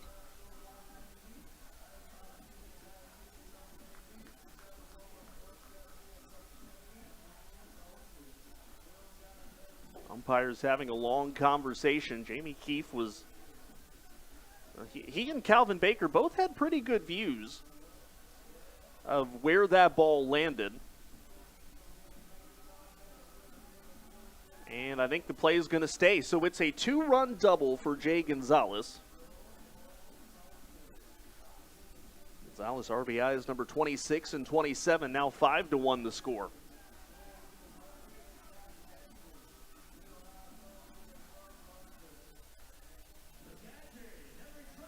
Now, Jamie Keefe going over to talk to Gonzalez. I think he's just getting some of the protective batting gear from Jay Gonzalez. So here comes Mike Galino.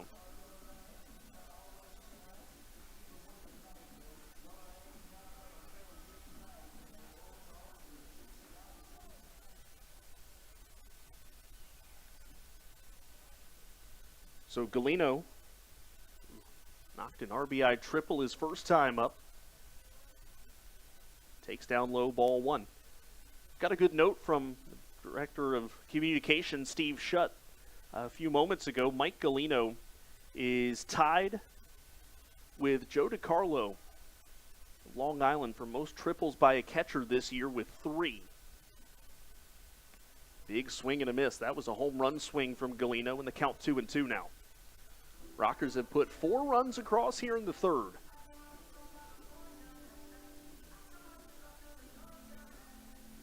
They've got a 5-1 lead. Had a couple of big leads yesterday they weren't able to hang on to, so they're being handed another opportunity here today. Galino pops it up into right field. It's going to go into foul territory. Sierra gives it a look at the boundary, puts out the glove, and drops the baseball. No catch.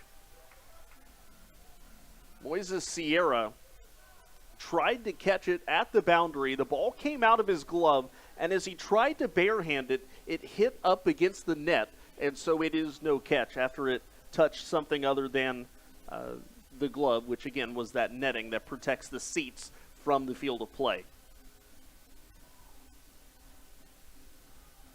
So Mike Galino given an extra chance here.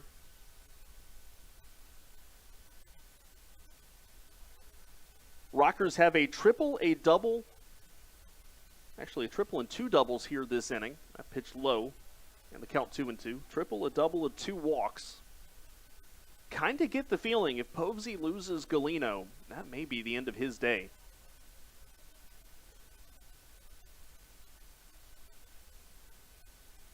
Next pitch will be his 84th, and he has not exactly been effective.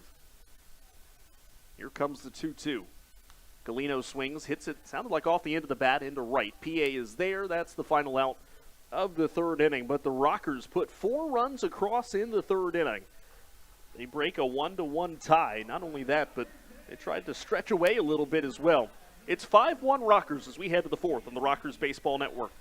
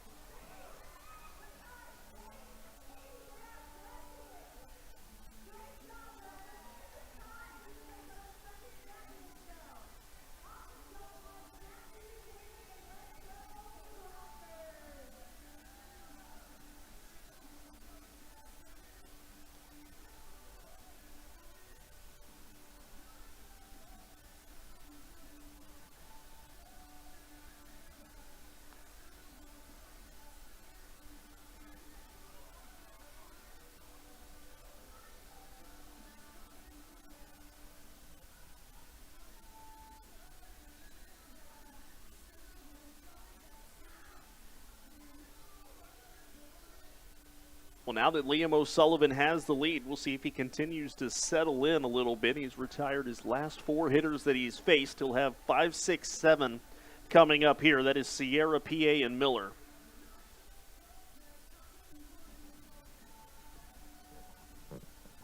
Moises Sierra a double, and he came around and scored the only run of the ball game for the Genomes so far, just in the top of the 4th, so still quite a bit of ball to be played.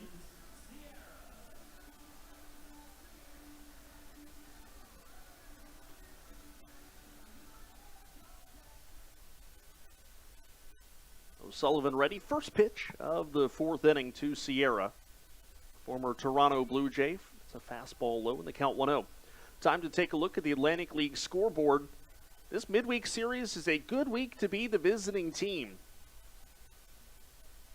Visiting teams won all 5 games yesterday. That pitch is strike in the count 1-1. And they took the first 2 today. The Ducks over the Ferry Hawks earlier today, 3-2. Gastonia thumping Lexington 10-3, the final score in that one. There's a high fastball, 2-1. And it's working out for the Barnstormers as well, mid-4. They're on top of the Revs right now. 5-1 is your score in Peoples Bank Park.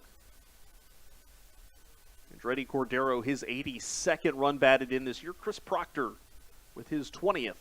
Trayvon Robinson, his 36th. So contributions up and down the lineup for Lancaster. Charleston and Southern Maryland, it is a 6-1 Blue Crab lead, top 6.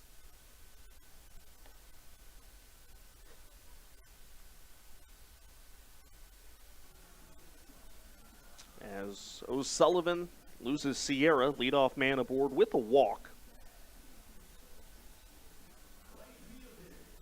Brings up Felix PA. He bounced out to first his first time up.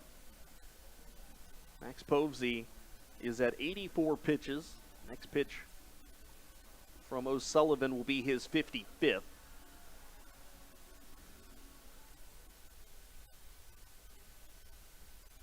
Rockers would love to get that double play ball here. I think that goes without saying, but first pitch, fastball low to Felix PA. 1 run on 2 hits, no errors for the Genomes, 5-5-1, the line score for High Point. Bullpen now quiet for Wild Health as there's a strike to PA in the count 1-1.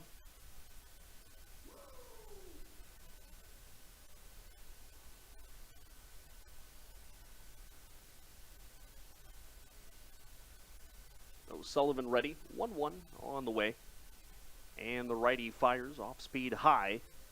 And it's 2 balls and a strike now. Felix PA bounced around in the major leagues for a while, was a Chicago Cub for a bit, was a Baltimore Oriole for a bit. Here comes a 2-1 from O'Sullivan. The righty holds the set and delivers. Top of the zone. Nope, not going to get the call. The count 3-1. That's the thing. With Bradley Moffitt, you are not going to get the top of the zone. He's got a bit of a shorter strike zone. Here's the pitch. PA swings. He'll foul that up and out of play, and the count full.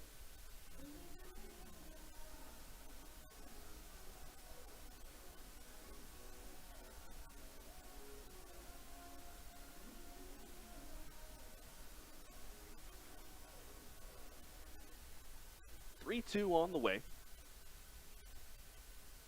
Middle infield trying to turn that double play. They're in that double play positioning. Runner goes on the pitch. This one is lined over Michael Russell into left field. Heading to third base is Sierra. The throw comes into third, but not on line. And it will be a base hit for Felix PA. The Genomes threatening here in the 4th. A walk and a single. Put runners at the corners, nobody out for Anderson Miller, who's got an RBI ground out today.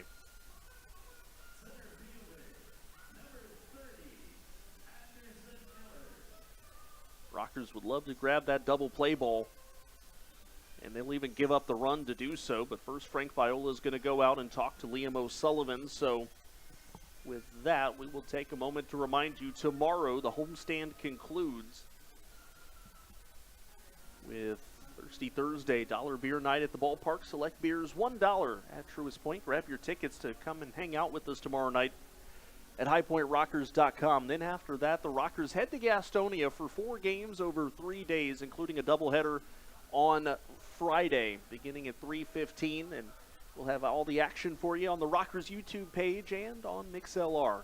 Again, first pitch of Game 1 is at 3:15. We will be on air on Friday at about 2:50.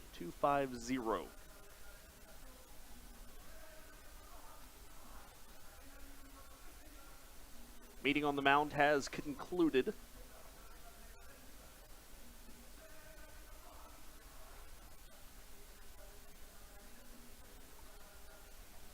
So here is Anderson Miller digging into the left-hand box.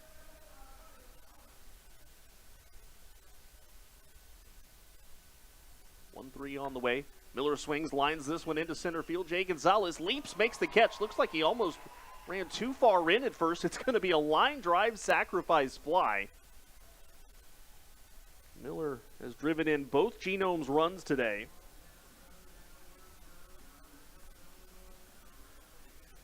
As Sierra comes in, PA stays at first.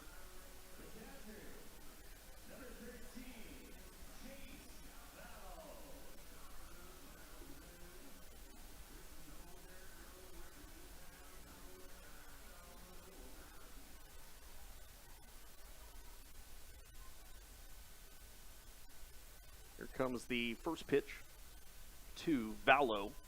Fastball called strike from O'Sullivan. And the count 0-1.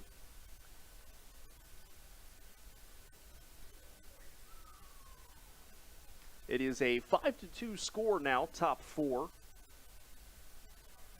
O'Sullivan rocks and fires, bounces that one in a good gobble there from Mike Galino to keep that ball in front of him. 1 ball, 1 strike. Runner at first base is Felix P.A.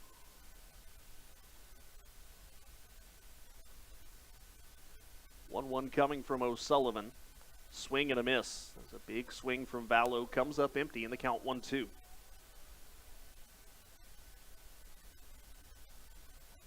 Only 1 strikeout today for Liam O'Sullivan. Max Povsey only has 2. That right-hander who was up in the Genomes bullpen is no longer. Rockers don't have any action in theirs.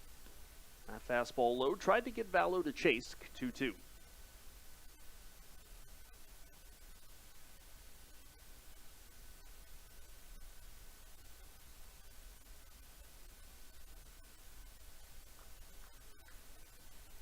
Here comes the 2-2 on the way. O'Sullivan. Slider down and away, tried to get him to chase.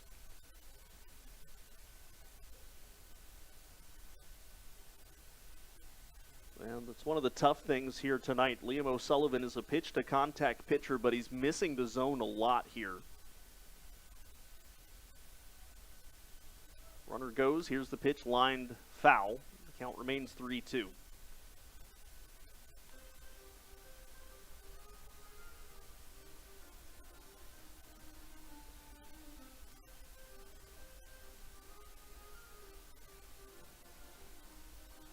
Far today, O'Sullivan has thrown 73 pitches, 43 of them for strikes.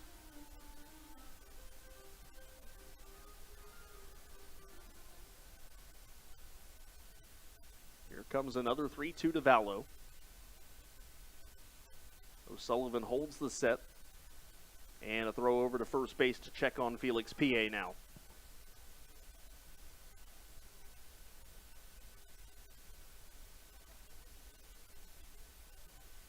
Genomes so far today, 0 for 3 with runners in scoring position. They've stranded 3. High Point 3 for 8, stranding 4. Here comes another 3-2. Runner goes. That's strike 3 looking, and the throw down to second base almost got P.A., but Ladendorf only knocked it down in front of him. So Felix P.A. with his 3rd stolen base of the year, while Vallow strikes out looking. So a runner at second base now and 2 outs.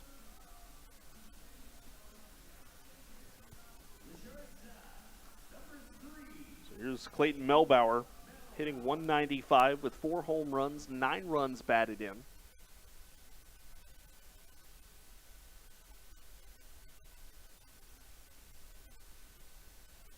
O'Sullivan's first pitch, a slider in there for a strike, and the count 0-1.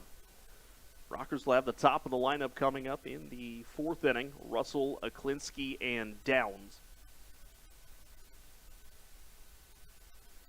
Here comes an 0-1. O'Sullivan deals fastball high in the count 1-1.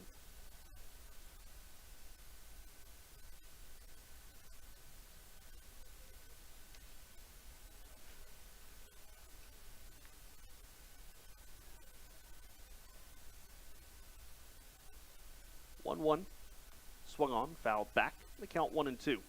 Yesterday's series opener, a 3-hour, 28-minute game. We are at an hour 33 here today, so we'll see. Rockers have had some lengthy ones this year, that's for sure. Here comes a 1-2.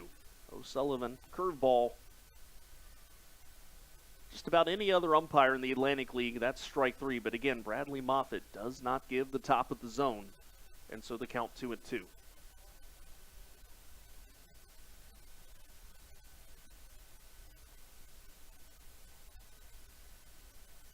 O'Sullivan set. And holds the set. Here's the pitch now. This one hit on the ground. It'll be a tough play for Alfonso. He dives. It gets through. They're waving around Felix P.A. Here comes the throw from Wheel. It's cut off. Throw goes to second base, and the tag is in time. Melbauer out at second base, but the run counts on the base hit from Melbauer. So it's a single and an RBI as Felix P.A. comes in and scores. But Melbauer is out 7-5-4 for the final out of the inning. But 2 runs come in for the Genomes, and we go to the bottom of the fourth inning now. 5-3 your score on the Rockers Baseball Network.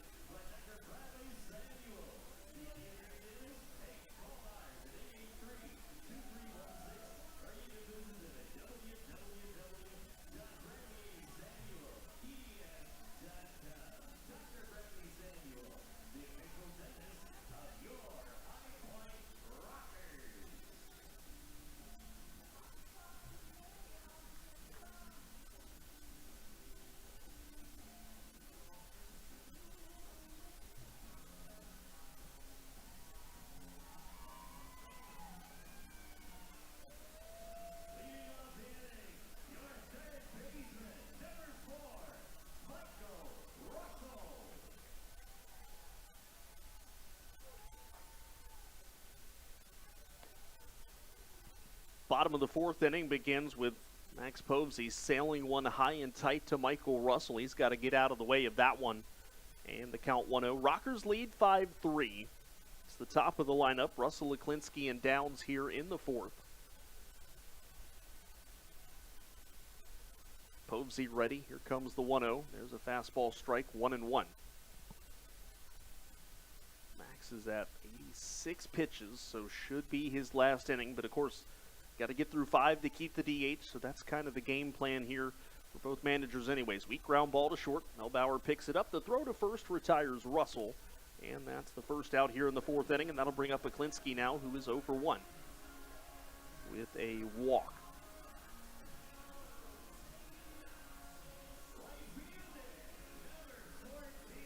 Three runs on 4 hits, no errors for the Genomes. 5-5-1 the line score for High Point.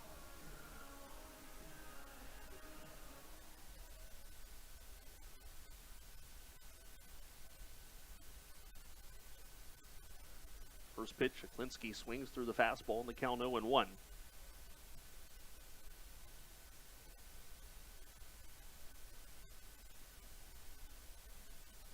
0-1 on the way from Povsey.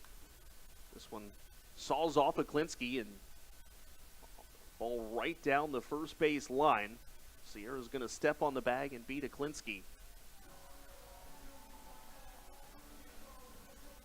That is the second out of the inning. That baseball was practically riding the first base line like a train on the tracks. Moises Sierra able to make the play. That's a quick second out. That'll bring up Jerry Downs, who's 0 for 2.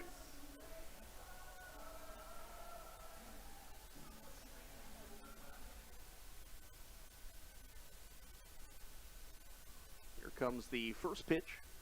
Posey fires, slider, called a strike, and the count 0-1.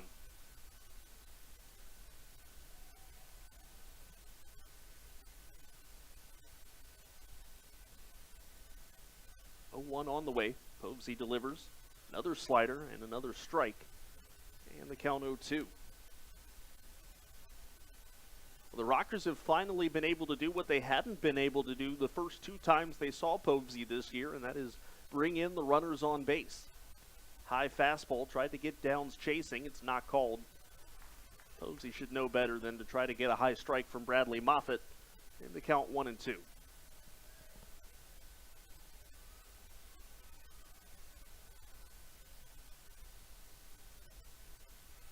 Downs protecting the plate. Pretty extensive shift on in the infield here as that curveball is strike 3 called at the top of the zone. And the Rockers retired in order in the 4th. We head now to the, let's hang on a minute. Jamie Keefe is not happy, as I don't think he should be. Yeah, pitch number 3 and pitch number 4 are almost in identical positions on the pitch tracker. One called a ball, one called a strike.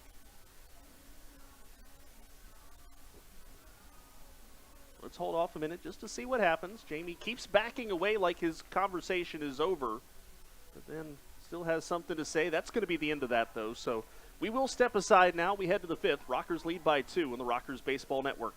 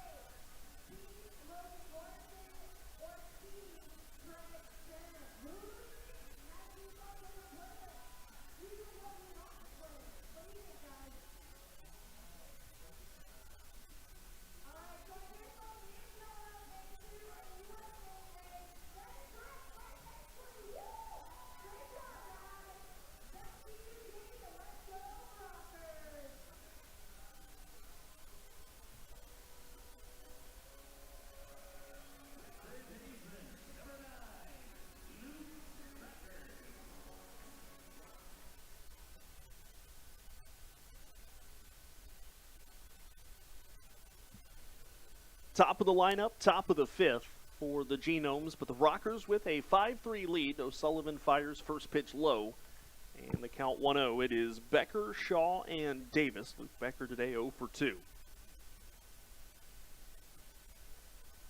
O'Sullivan fires. Becker swings, high fly ball, center field. Jay Gonzalez going back, and he will flag it down. That is the first out of the 5th inning. Brings up Chris Shaw. Shaw today 1 for 2.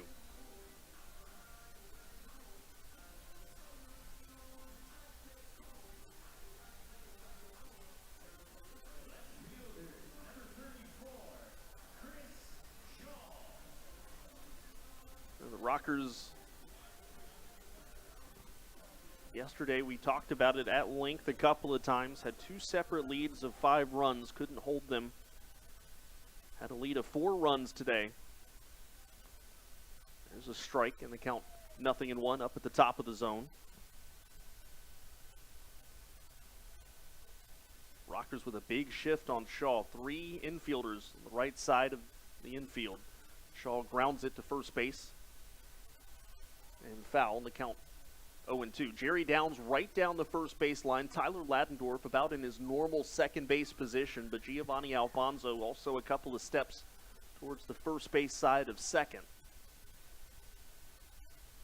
Michael Russell, only infielder on the left side, and he is pretty much standing at the shortstop position. Here comes the pitch. O'Sullivan sails a high fastball, and the count 1-2. That's where you get to that old argument of why don't you just lay down a bunt? But then the power hitters will tell you, I'm not here to bunt. Another high fastball from O'Sullivan. He's missed badly on 2 consecutive pitches.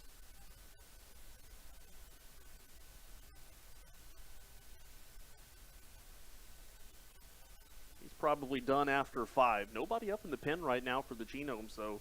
Makes it seem like Povsey may not be done. Here's the 2-2. Swing and a miss. Shaw chased the high fastball, and that is the second out of the 5th inning. That'll bring up Chris Davis, who's 0 for 2.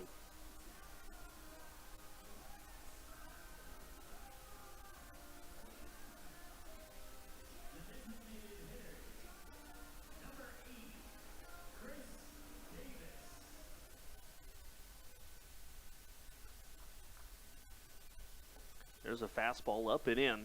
Davis has to spin out of the way of that.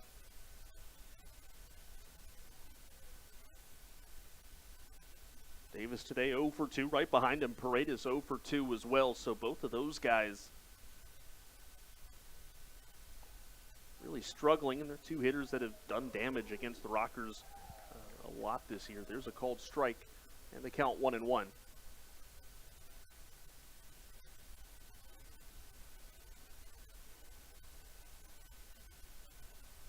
O'Sullivan ready, 1-1. Davis under this one, a towering pop-up. It'll go foul. First base side, and the count 1-2.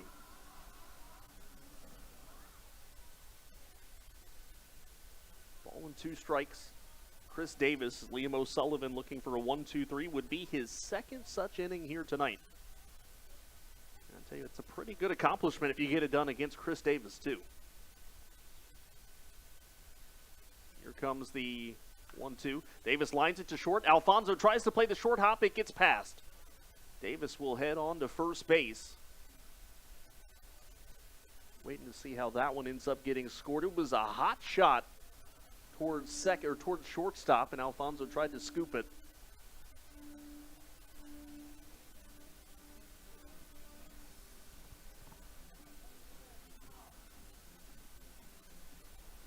Next batter is going to be Jimmy Paredes, but we're waiting to see how that got scored.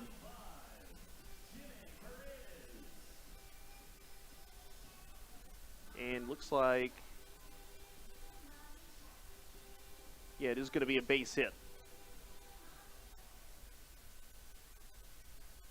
So a base hit for Davis with 2 outs, and the first pitch to Paredes. O'Sullivan fires. Paredes high fly ball into center. Gonzalez going back at the track, backpedaling, makes the catch. That is the final out of the inning. So a 2-out single from Davis doesn't hurt anything.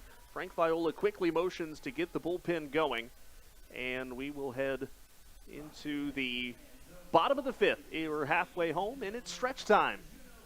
Check that. No, it's not. Getting ahead of myself. Normally at 8:30 it's stretch time, but no.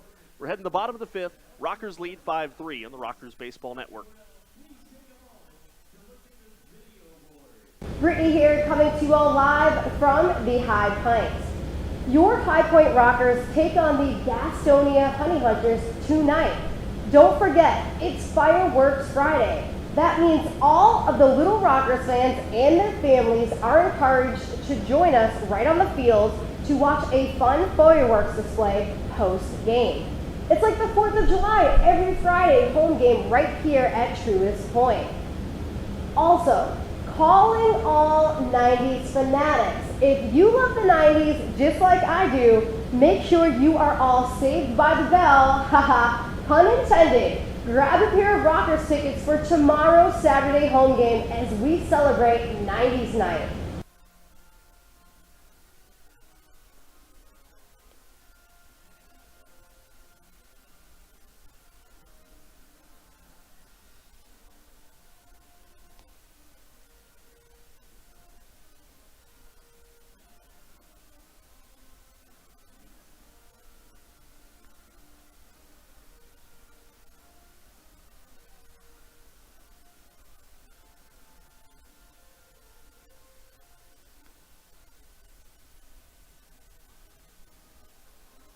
Bottom of the fifth inning. 4, 5, 6 coming up here. Wheel, Morrison, and Ladendorf. I guess my attempt at humor didn't go very well heading into that break. I know the 7th inning stretch is not at the middle portion of the ball game. It was a joke of how slow this game had been going, and usually we are around that 7th inning stretch right about now. But no, we are just midway through, bottom of the 5th. Rockers have action in the pen. They lead by 2. It is Wheel, Morrison, and Ladendorf. Xander Wheel today 0 for 1, a walk and a run scored. We'll see who that is in the Rockers bullpen here in just a moment as Povsey fires high and tight, ball 1. Right-hander in the Rockers bullpen, and that is Junior Rincon. Rincon has been one of the first guys out of the pen for the Rockers recently. High fastball, and the count 2-0 now to Xander Wheel. 3 runs on 5 hits, no errors for the Genomes, 5, and 1 for High Point.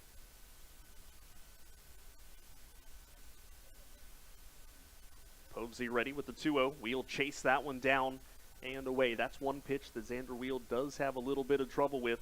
He can't always, or he does not always lay off of that pitch down and away. And that time, couldn't pull or couldn't lay off of it in the count 2-1. Here's the pitch from Povsey. Wheel hits this one on the ground to third. Becker backing up on it a little bit, but rifles a strong throw across, and that is the first out of the 5th inning. Here's Logan Morrison now. 1 for 2 with an RBI triple and a run scored. That is Morrison's 2nd triple of the year. Last triple in the major leagues came in 2017. So, 5 years later, he's showing he can still do it.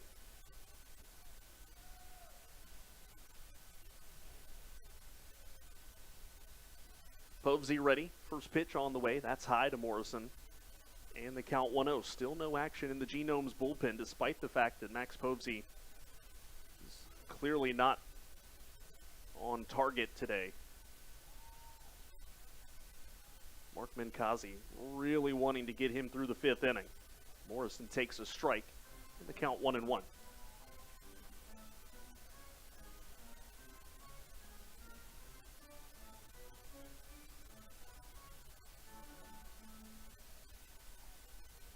One out. The count 1-1 to Morrison. Curveball. Logan's under it. Pops it up shallow center. Coming in is Anderson Miller. Thought for a moment he didn't see it, but he was able to flag it down. And that is the 2nd out of the inning, and that'll bring up Ladendorf. Tyler today 1 for 2 with an RBI double.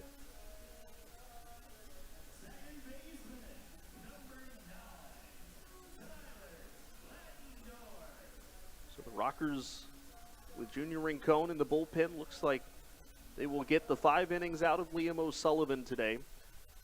Use the bullpen here the rest of the way, and then hope for a pretty good outing from Ivan Pinheiro, which has been something you can pretty much bet on recently. That pitch high to Ladendorf in the count 1-0.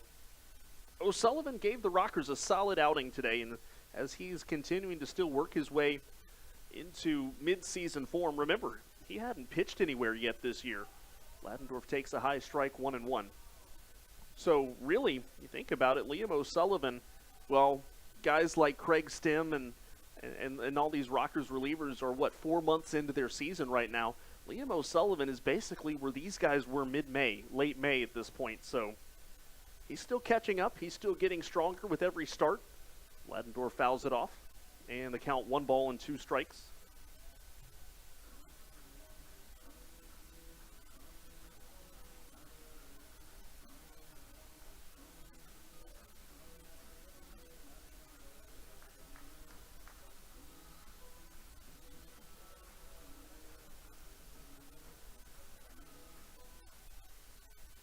Here comes the 1-2. Povsey fires. Ladendorf just gets a piece of it. It will go foul into the Genomes dugout.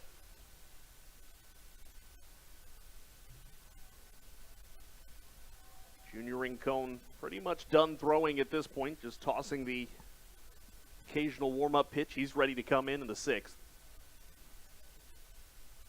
Povsey fires off speed. Ladendorf lines it foul.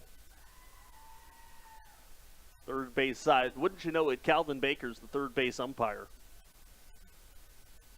Baker was hit by a couple of baseballs yesterday. Apparently he couldn't figure out how to get the baseball magnet out of his umpire uniform between yesterday and today. A ball and 2 strikes still to Ladendorf. Povsey delivers pitch number 106. High, 2-2.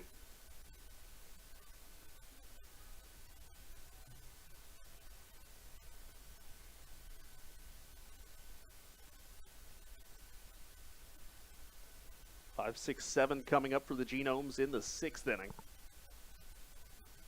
Povsey fires 2-2. Ladendorf takes high and the count full. Well, the same relief pitcher that was up and throwing for the Genomes earlier, he's standing in their bullpen, but nobody's throwing. There's not even a catcher over there in a normal position to start receiving bullpen warm-up tosses. So there's the 3-2. That is inside ball 4. And the 5th inning extends as Giovanni Alfonso comes up. Gio today 0 for 1 with a walk and a run scored.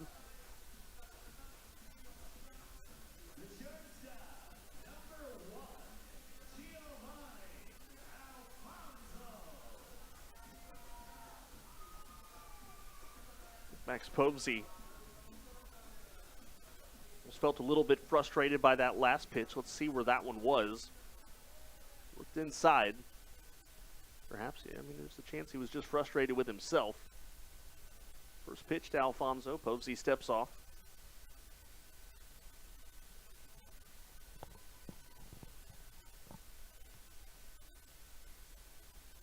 Ladendorf takes his lead off of first base. Don't think he'll run here as Alfonso takes high. Count 1-0. Ladendorf 5 for 5 in stolen base attempts, but here's the interesting part about that. He did not attempt one until the first week of July. So basically, all 5 stolen base attempts for Tyler Ladendorf this year have come within the last month. That will see if we'll get him in motion here. Thought he was going to get a couple steps away, but he ended up holding off there for a moment as that pitch was going to be called a strike, and the count goes to 1-1 now. Check that. It was low, 2-0. Thought it was going to catch the knees at the bottom of the zone. Povsey set. 2-0 on the way to Alfonso. There's a fastball called a strike. And the count goes to 2-1. I think both sides getting a little bit frustrated with the strike zone right now. Just trying to judge off of body language. Jamie Keefe has already verbally shown his displeasure a couple of times. Check over to first base. Ladendorf back in safely.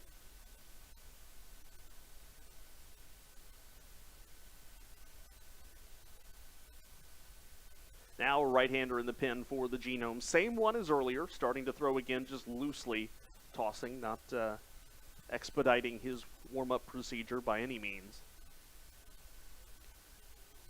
Here's the 2-1. Nope, another throw over.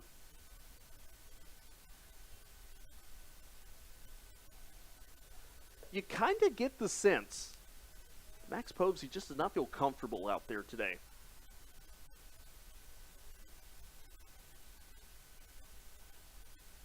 Here comes the 2-1. High, 3-1.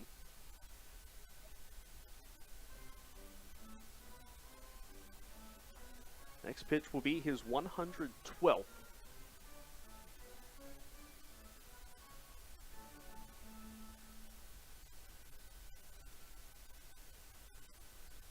Povsey ready. 3-1 on the way. Runner goes. That's a fastball strike. Throw down to second is not in time. Ladendorf is safe. Bradley Moffitt just signaled strike 3 looking. I had that as strike 2. Yep, and he's corrected it now. Bradley Moffitt rung up Giovanni Alfonso on strike 2. Even umpires lose track of the count sometimes. All right, here comes the 3-2.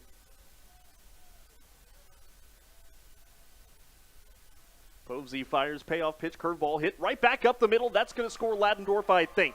They're going to wave him around. Here comes the throw from Anderson Miller. Yep, it'll be cut off. It is an RBI base hit for Tyler Ladendorf. Rockers get a run back. It is 6-3. Check that, an RBI base hit for Alfonso. As Ladendorf scores, it is 6-3. Mark Minikazi is going to come out. That's going to be the end of the day for Max Povsey.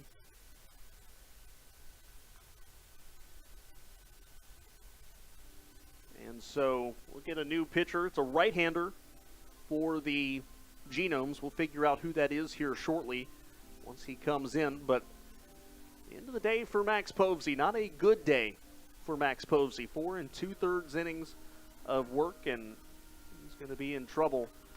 Oh, wow, Mark Minikazi is going to leave him out there. I did not see that coming. Mark Minikazi is sticking with Povsey to face Jay Gonzalez with a right-hander ready in the bullpen.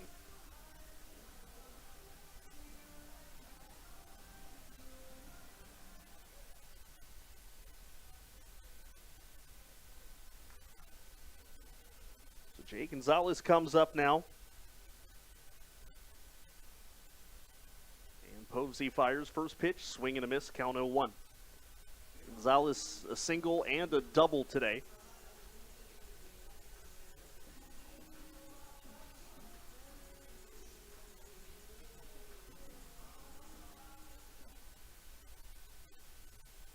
Alfonso takes his lead off of first. It's a short lead.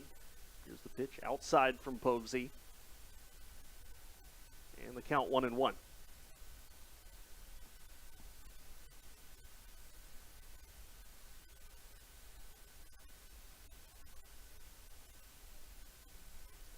Max is ready. 1-1 on the way. High. It's 2 balls and a strike.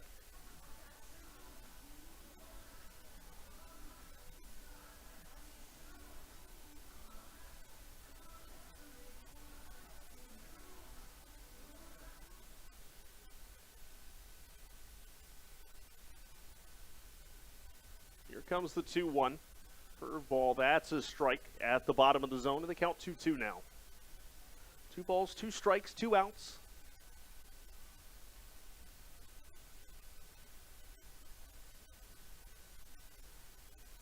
Here comes pitch number 119. Trying to get through the 5th inning. Curveball, that is outside, and the count goes full. Surely this would be the final hitter for Povsey one way or another.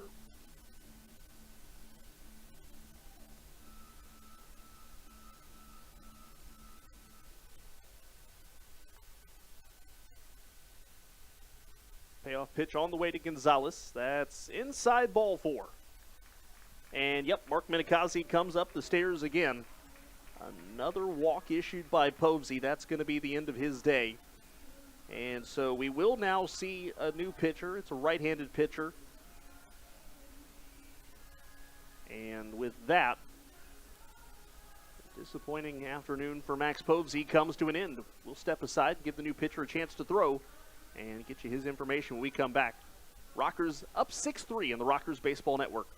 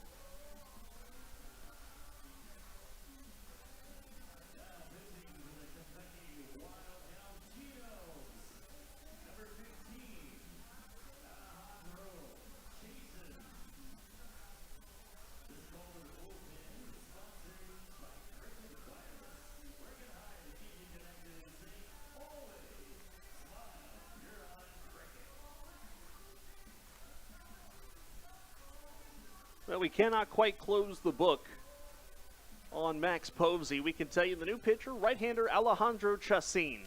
Chacin comes in. We'll give you his numbers here really quickly. 1-0 with a 3.48 earned run average. This is his 22nd appearance. 13 walks, 23 strikeouts, and opponents hitting .203 against him.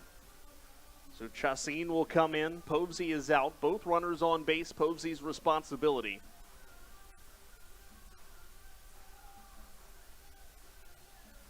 Rockers have Mike Galino coming up to hit here. That's the number 9 man in the lineup. Rockers lead 6-3. Homestand ends tomorrow, Thirsty Thursday. Select beers $1 at the ballpark. Hope to see you out here. HighPointRockers.com, the place to go for your tickets. Truist Point, the place to be for Rockers baseball.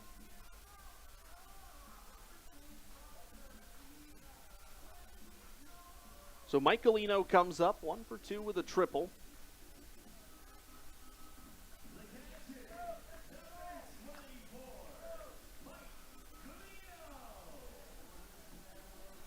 Runner at second, Alfonso. Runner at first is Jay Gonzalez.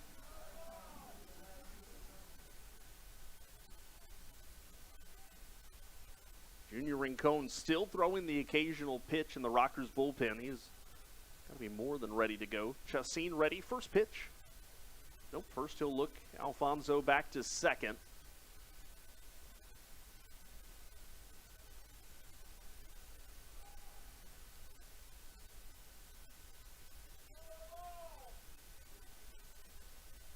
Chacin ready. Here comes the first pitch now to Galino. Fires a fastball. Saws him off. It's lofted foul. And the count 0-1. The gun attached to the scoreboard says 88. That looked a little more like, well, not 98. That's a little bit of an exaggeration. Looked like more than 88.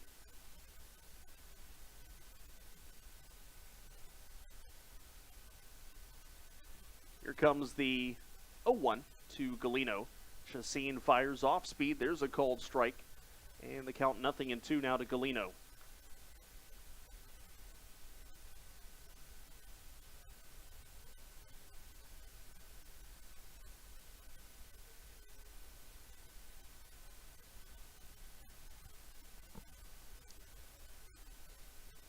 Chacin ready. 0-2 on the way. And timeout called right as he began his motion. Galino steps out. We talked about those couple of games that just don't have any pace. This is one of them.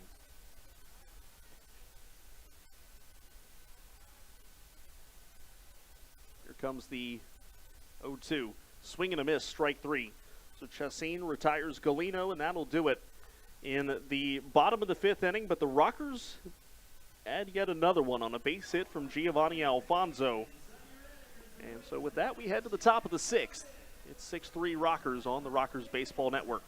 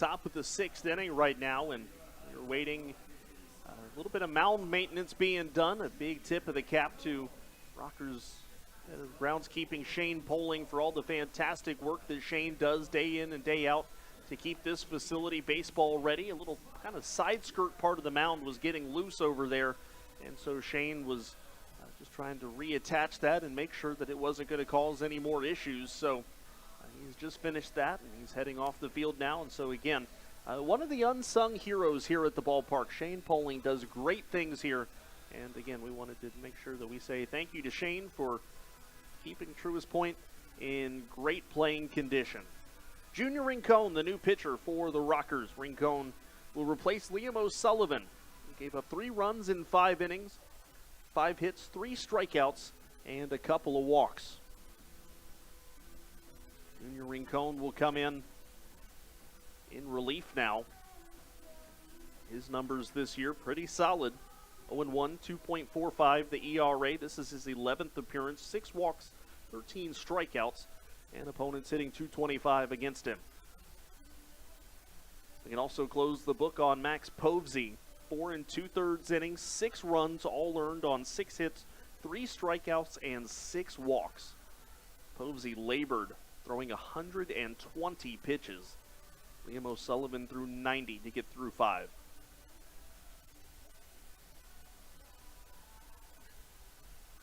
So here in the top of the 6th, it'll be 5, 6, and 7. Sierra, PA, and the Miller, the 3 hitters coming up.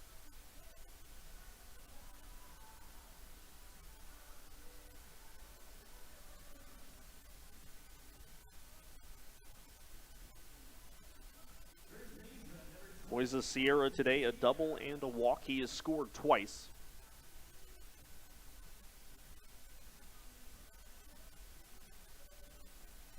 Rockers expecting, well, they're playing pretty much straight away, except right now Jerry Downs is guarding the first base line. Now he starts to walk away a little bit. Junior Rincon ready to get his afternoon started. Fires a strike at the knees in the count 0-1.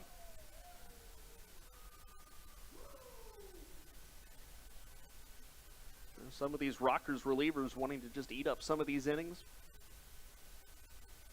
Speed this game along. Rincon fires a strike 0-2. You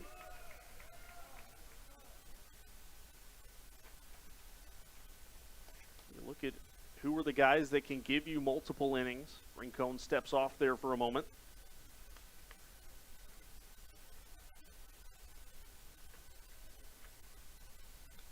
Junior can if needed. Here's the curveball. Tried to get Sierra to chase, but did not. And the count remains 0-2. Right-hander throwing in the pen for the Genomes, so it looks like Alejandro Chacin most likely only facing one hitter, and he will be done for the day.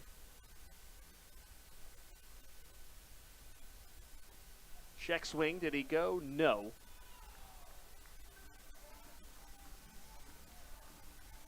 And the count 2-2.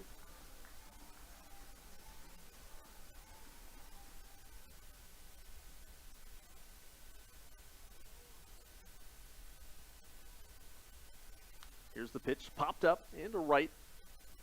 Klinsky a couple of steps back, now a couple of steps in, makes the catch. That's the first out of the 6th inning. Brings up Felix PA now, 1 for 2.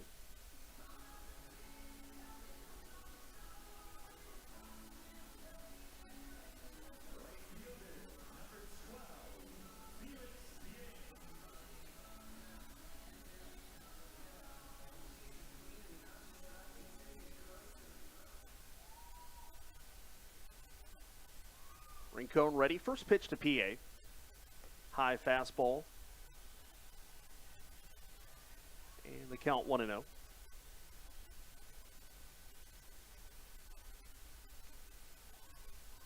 Rincon ready. He works quickly. Here's the 1-0 curveball. It's going to catch the inside corner. And the count 1-1. I don't think PA necessarily agreed with that call, but it is 1-1. No matter how you slice it.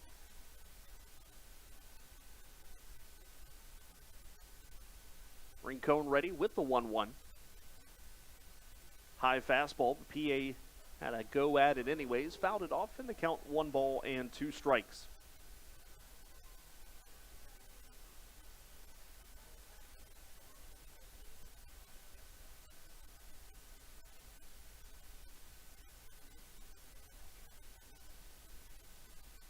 2-2 on the way. Rincon off speed inside, tried to get PA to chase it.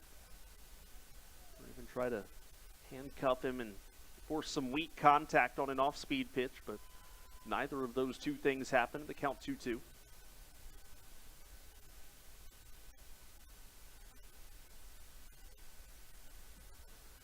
Two on the way. Fastball, that's low. Tried to get PA to chase, and the count full now.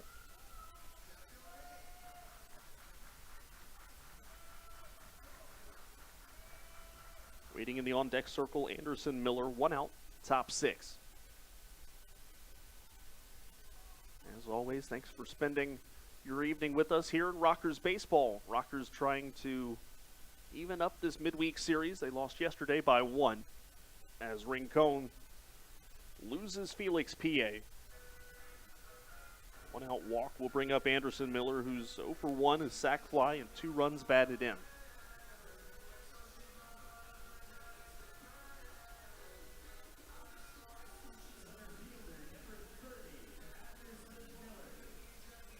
Rockers infield shifting for the left-hand hitter.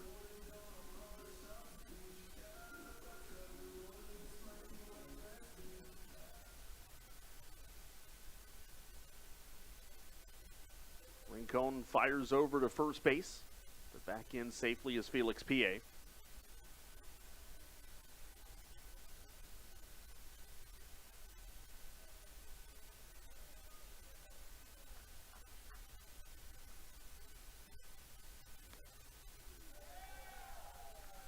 First pitch, a fastball strike to Miller, outside corner, count 0-1.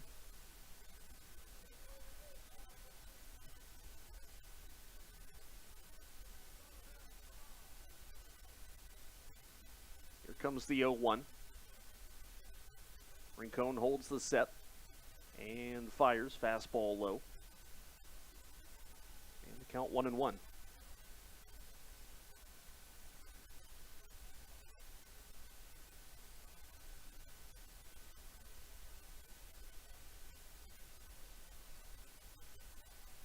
After a good first at bat for Junior Rincon, he's started to fall behind the next couple of hitters. That fastball fouled off, though, in the count 1 and 2 strikes to Anderson Miller.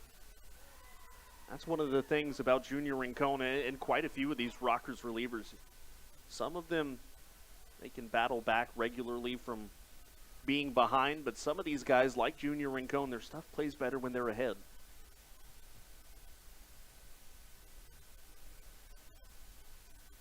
Here's the 1-2. Curveball, swing and a miss, strike 3. Good pitch there from Rincon, second out of the inning. That'll bring up Chase Vallow, 0 for 2. 3 runs, 5 hits, no errors for the Genomes. 6-6-1 is the line score for High Point.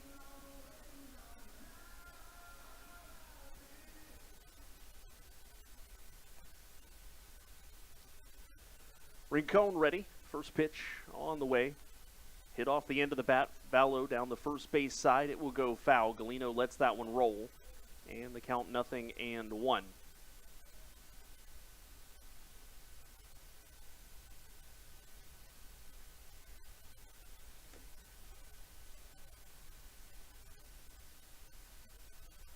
Rincon ready with the 0-1.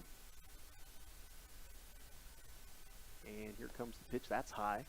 And the count 1-1. So the streak continues. I'm just waiting to see how far this goes as far as how many runs are going to be scored without anybody hitting 1 out. Obviously, we hope it doesn't happen here in the top of the inning, but in this series, 28 runs scored, no home runs. Runner goes. Here's the pitch. It's inside. The throw from Galino is off target. And that is Felix PA's second steal of the game. He's got 4 now on the year. Rockers bullpen, an ERA of 6 against the Genomes this year. 28 earned runs and 42 innings of work. Last night they allowed 8 runs in the final 3 innings yesterday, and that was the big thing that really hurt them. But again, the bullpen's so deep that you can almost have an entirely different makeup from day one to day two. You won't see any of the relievers that you saw yesterday pitch today. And so the second group, we'll see if they're met with a little bit more success.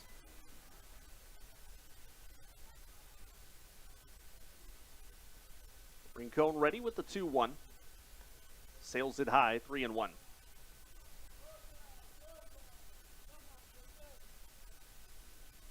Two outs in the inning. He's walked one already. He's one bad one away from walking Vallow. Not a guy that works a whole lot of walks. Rincon hasn't particularly been close with any pitches. That one hits Vallow. I'll bring up Clayton Melbauer.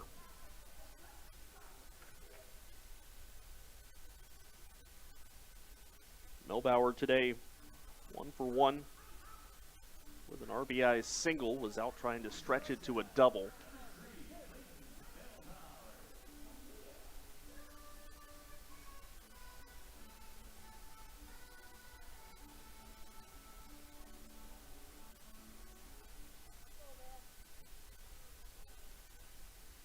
First pitch to Melbauer. Rockers infield has gone back a little bit to keep the ball in the infield, and Rincon misses low. He's struggling a little bit to find the zone. 21 pitches, 9 strikes. He's kind of pitching himself out of a chance to throw multiple innings tonight because of how many he's throwing here. Here's the 1-0. Got a gift as Melbauer chased that one down in the turf. And the count 1-1. Looks like, well, I thought for a moment that there was action up in the Rockers bullpen. Nope, just looks like somebody coming back down to the Rockers dugout. Rincon ready, 1-1. That's going to catch the top of the zone. A slider. The count 1 ball, 2 strikes now.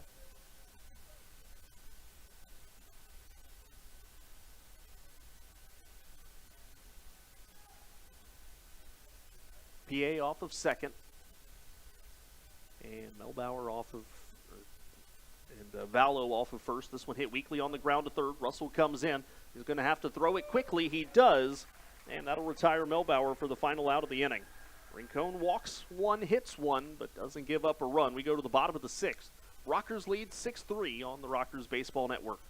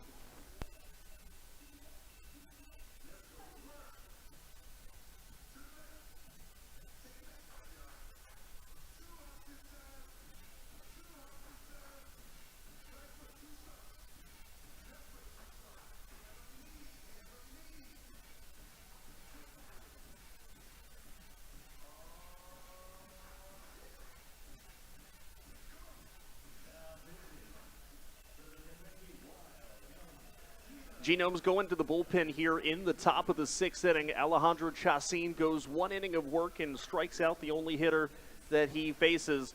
And they're going to head to the bullpen for another right-hander. This is number 23. Let's match the name and the number. This is Josh Martin. We were talking about where Josh Martin was going to be. We mentioned the fact that he kind of bounced around a little bit in the Atlantic League. And, well, here he is back with the Genomes. He actually was there earlier this year. And so Josh Martin this year, 1-1, 7.61 the earned run average, 1 save and 2 opportunities, 36 innings pitched, 15 strikeouts, and 15 walks rather, 35 strikeouts, and opponents hitting .303 against him. So good strikeout numbers, but has struggled a little bit in terms of just getting outs and recording outs and putting up clean innings. That's kind of been the thing that's hurt him this year. Swings and misses, but gives up hits. Here's Michael Russell.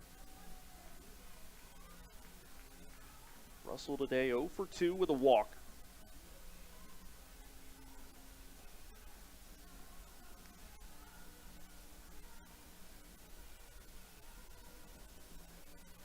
We're in the bottom of the 6th inning. We have made it 2 hours and 25 minutes.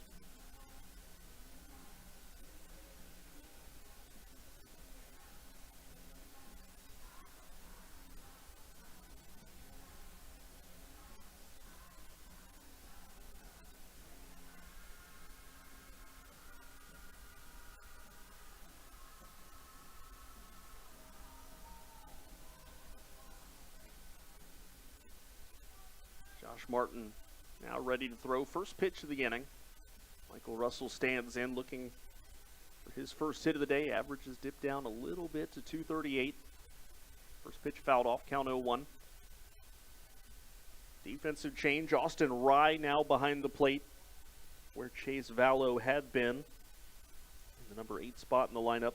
Wonder if that's because of Vallow being hit by the pitch earlier in the inning, as that off-speed pitch sends Russell down to the turf, and the count goes to 1-1.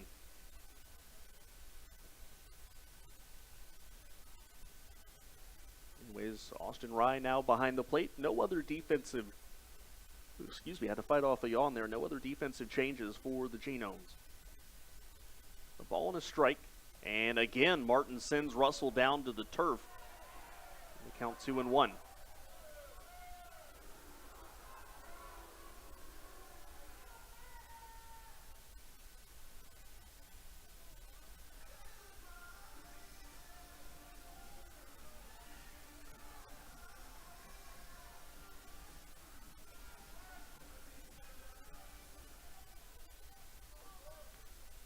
Comes the 2-1. There's a fastball down and away, 3-1. And Josh Martin one bad one away from putting the leadoff man aboard. Fans were clamoring about Martin headhunting a little bit. Both of those looked like off-speed pitches, though, as Russell popped that one up and foul. Count goes full. Obviously, you never try to intentionally hit somebody with a breaking ball.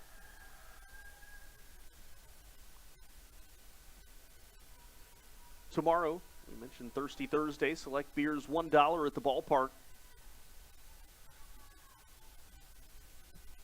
Here comes the 3-2. Russell skies it. Shallow left. Right rather. PA comes in towards the line, makes the catch. First out of the inning. And that'll bring up Ben Aklinski, who's 0 for 2 with a walk. But in addition to being Dollar Beer Night, and with that said, first and foremost, we hope to see you at the ballpark. Grab your tickets at highpointrockers.com. But otherwise, if you can't make it, the Rockers pregame show on MixLR begins at 6 o'clock. First pitch again 6:35. YouTube will join us somewhere right in the middle, about 6:15. Starting pitching matchup, Eli Villanueva going tomorrow for the Genomes. He's 7-8 with a 5.51. The Rockers counter with Ivan Pinheiro, 4-1, 3.57. And once again, Martin's off-speed pitch up over the head of a Rockers batter. This time, Ben Aklinski ducks down, and the count 1-0.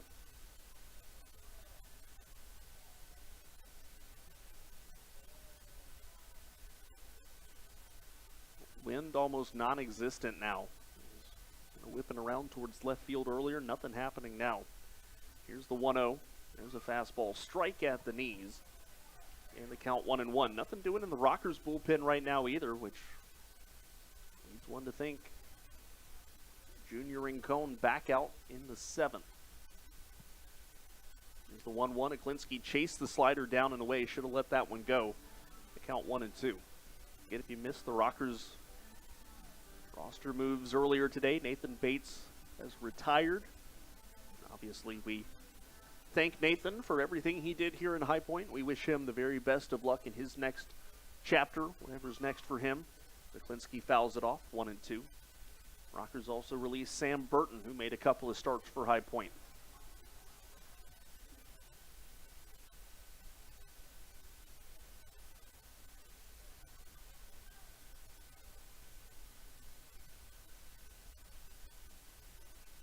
Martin ready with the 1-2.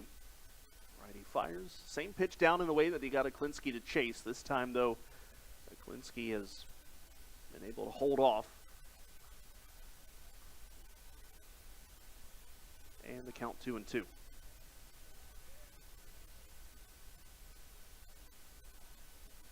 Aklinski swings, fouls that just off the end of the bat. 2 balls, 2 strikes now.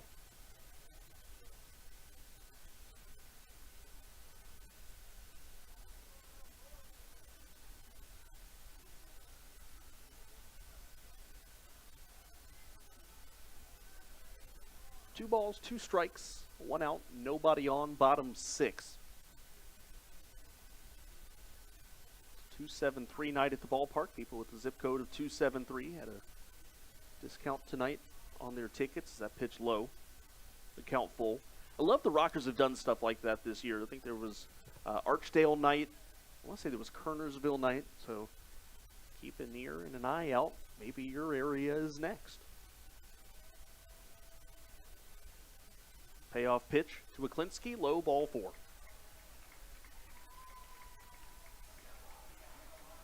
That is the 7th walk issued to High Point hitters. Rockers pitchers have walked 3 actually. Here's Jerry Downs. Jerry is 0 for 3.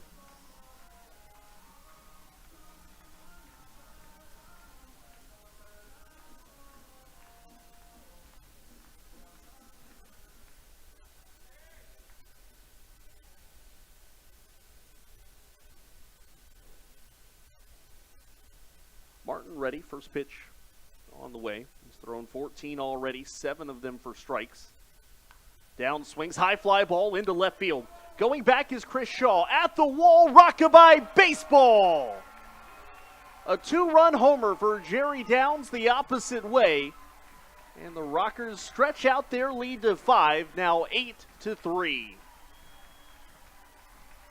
Downs with his 14th home run of the year. RBIs numbers 54 and 55.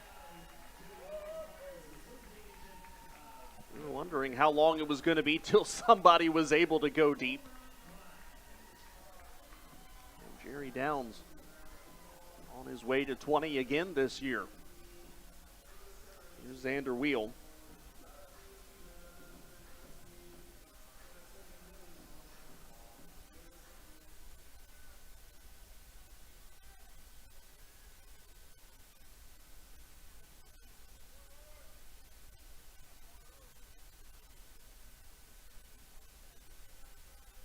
Xander Wheel today looking for his first hit.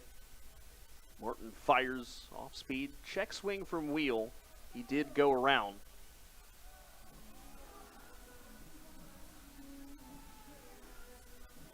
And the count 1 ball and 1 strike to Wheel.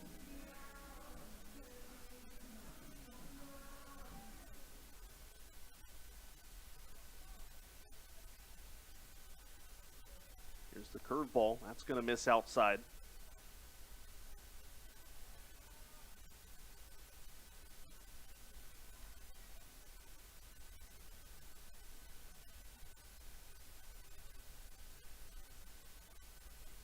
Wheel a big swing and a miss, 2-2.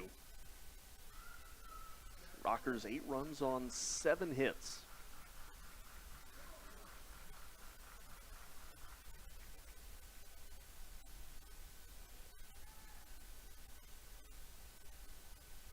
Martin ready, 2-2 on the way. Off speed, Wheel a half swing. Looked like he never really committed to it at all, but that is the second out of the inning. That is the 5th strikeout for High Point. They've had 8 games this half, which is a third of their games in the half, in which they have struck out 5 or fewer times. Tonight probably will not be one of them, but they are making contact more than, or at least they're doing a good job making contact. And this is a Rockers team that, all things considered, they don't strike out that much. They are actually an offense that has struck out the fewest times in the Atlantic League. Sorry, I was distracted. Josh Martin threw one over everybody's head. Ball 1 to Logan Morrison. Just was kind of caught off guard by the way that ball just sailed over everything. But no, the Rockers have struck out fewer times than any other team in the Atlantic League this year.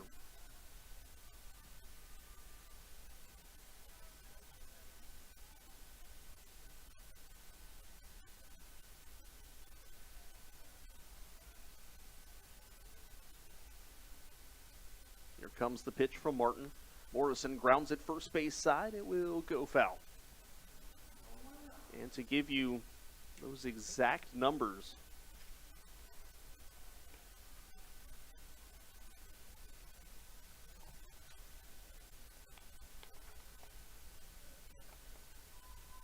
High Point offensively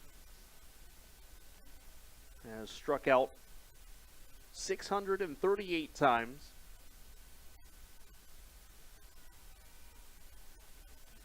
Morrison went around there in the count 1 and 2. Actually, let me correct that. The Rockers have struck out the second fewest times. The Ducks have struck out 557, and then there's the Rockers at 638. You've got to go to 658 to find Charleston. Here's the 1-2. Morrison went the pitch before. And an identical pitch from Martin. Morrison held up, and the count 2-2. 2 balls, 2 strikes, 2 outs, bases empty.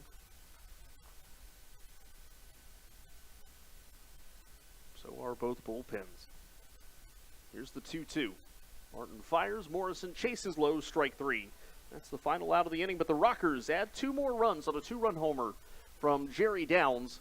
Then we head to the 7th. Rockers lead it 8-3 on the Rockers Baseball Network.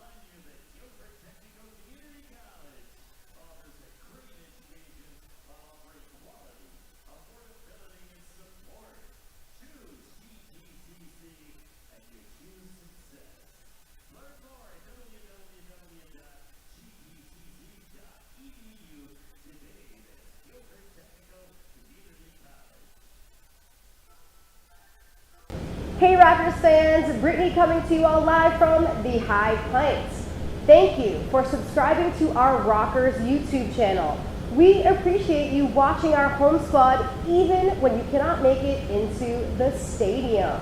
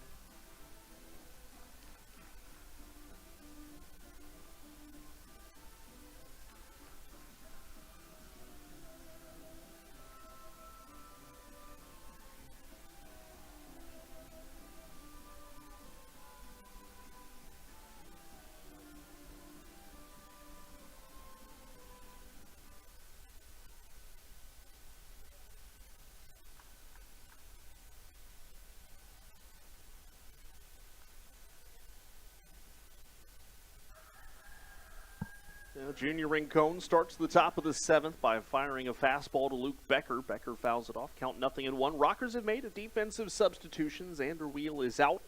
In left field, Cesar Trejo is in. Becker's swing and a miss, and the count 0-2 now.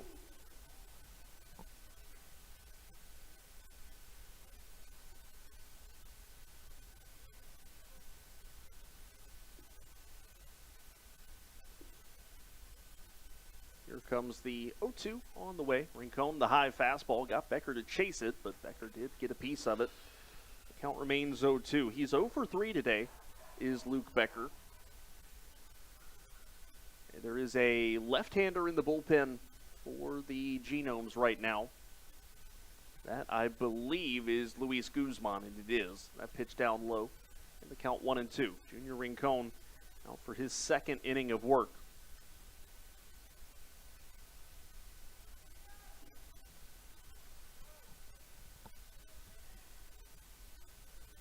Ball and 2 strikes to Becker. Fastball from Rincon. He about fell over delivering that one. And the count 2-2.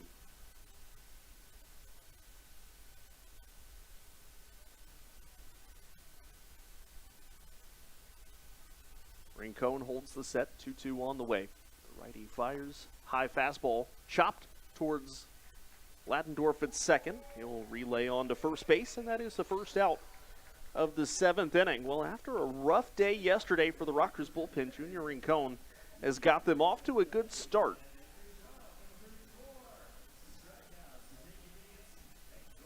No runs in the 5th, none in the 6th, and trying to make it none in the 7th. The 5th inning, yes, that was Liam O'Sullivan, but still.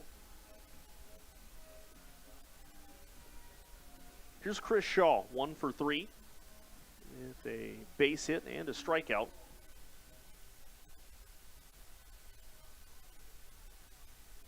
First pitch to Shaw, a big load, but comes up, or it doesn't end up swinging, and the count is 0-1. It was a called strike. The way that he shifted all his weight to that backside and then strode forward, it looked like he wanted to hit that ball 5 miles, but never actually pulled the trigger. But did that time, comes up empty, and the count 0-2.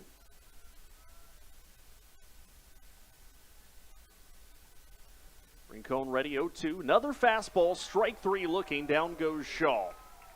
3 pitches, 3 strikes. Junior Rincon got ahead and never looked back. That'll bring up Chris Davis. Davis, 1 for... Actually, no, this is not going to be Chris Davis. This is Samir Dueñez. While Chris Shaw is out there, Shaw yelling something over at Junior Rincon. But he went back to the dugout.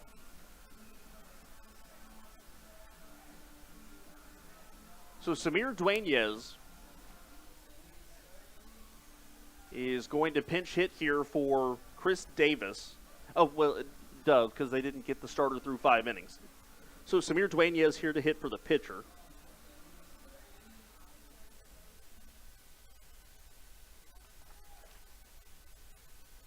Rincon fires first pitch to Dueñez. That's up and in. And the count 1-0. Samir this year, 268, 7 home runs, 25 batted in. Rincon ready with the 1-0. Fastball. Ooh, I don't know where that one missed. Must have been inside. And the count 1-1. So it looks like what happened was after that strikeout, looked like Junior Rincon made a motion towards Mike Galino, and I think Chris Shaw thought it was directed at him. Dueñez fouls that off his front foot, was way out in front of it, and the count 2-1.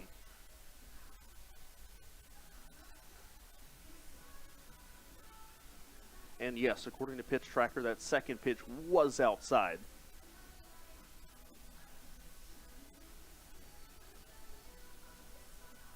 So it's 2 balls and a strike to Samir Dueñez. Luis Guzman continues to throw in the bullpen for the Genomes. Rockers will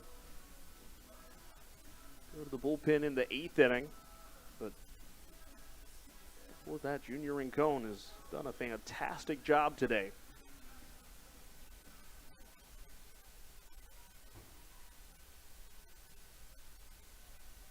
2 balls, 1 strike to Samir Dueñas. Pops it up in the infield, shallow left field to be exact. Alfonso backing up, he'll make the catch. And that's the final out of the inning. It's a 1-2-3 for Junior Rincon. And we head to the bottom of the 7th, and that means that it's stretch time for real. Rockers with a 8-3 lead over the Genomes as we head to the bottom of the 7th on the Rockers Baseball Network.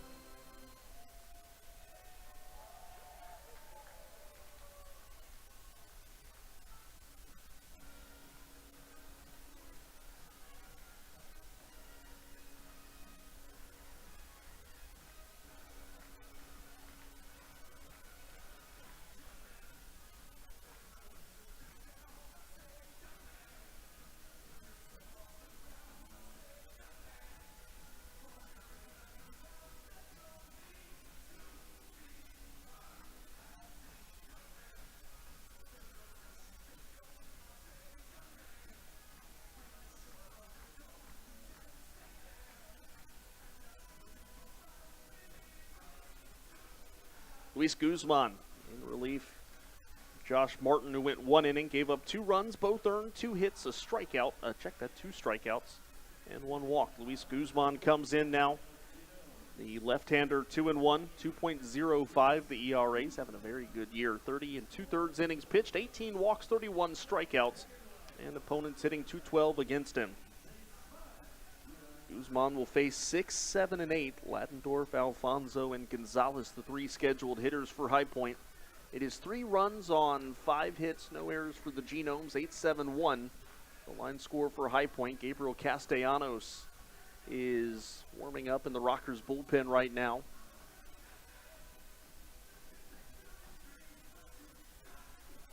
Jamie Keefe heading to the third base coaching box as Ladendorf heads to the plate. 1 for 2 today, a walk, 2 runs scored, a run batted in.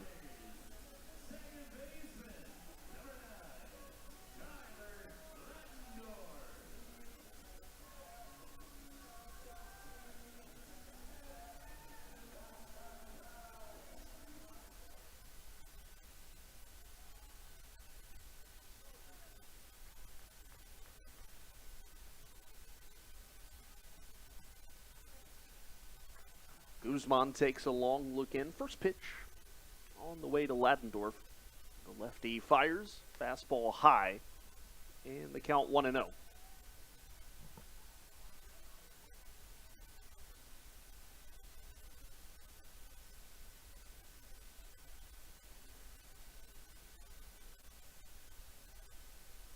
comes the pitch, fastball, Ladendorf empty on that big swing, and the count 1-1.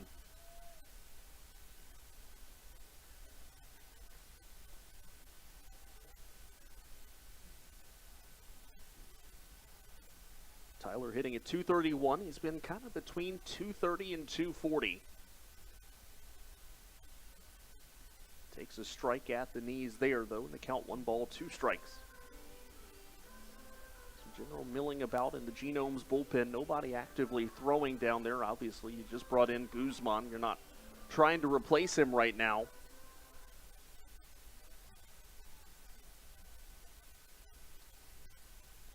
One-two on the way to Ladendorf with Giovanni Alfonso waiting. High fastball, 2-2.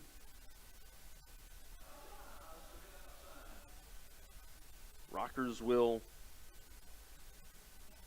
again turn it over to Castellanos in the 8th. I would expect somebody else in the 9th inning. unless, now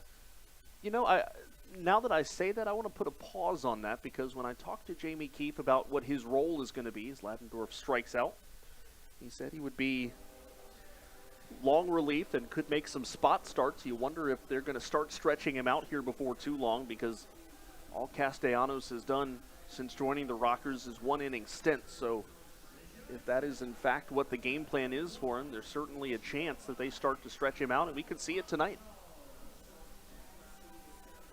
There's Giovanni Alfonso, 1 for 2, an RBI and a run scored.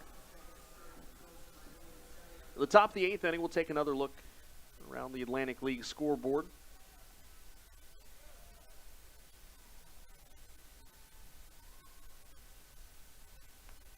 Alfonso swings and misses, count 0-1.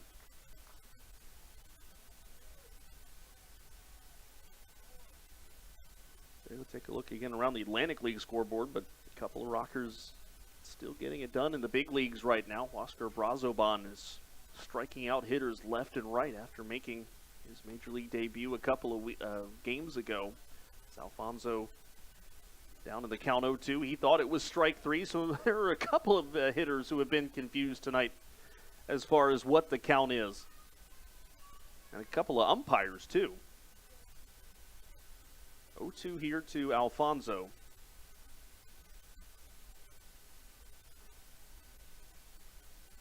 Guzman fires, and Alfonso fouls it off, stays alive. Brazoban did not pitch today. Former High Point Rocker David Robertson did, though. Made his debut, or re-debut, or whatever. He's back with the Philadelphia Phillies. This was his first appearance with them after being traded there from the Chicago Cubs, and he earned the save today, striking out 2, pitching a scoreless 9th inning over Atlanta. Alfonso on the ground to short. Melbauer picks it up, and the throw to first base will retire Alfonso. That is the second out of the inning. Brings up Jay Gonzalez. Jay today 2 for 2, a single, a double, 2 runs batted in, and a walk. And actually also a stolen base to go with it as well.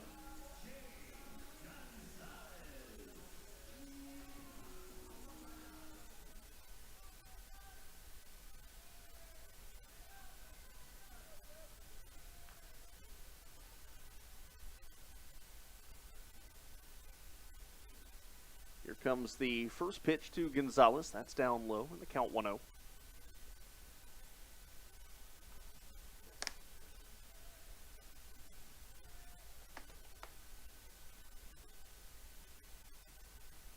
Guzman has had probably not the most success out of any pitcher for either side as far as strike ratio. There's a strike to Austin Rye, who didn't catch it. The ball glanced off of his glove, hit him on the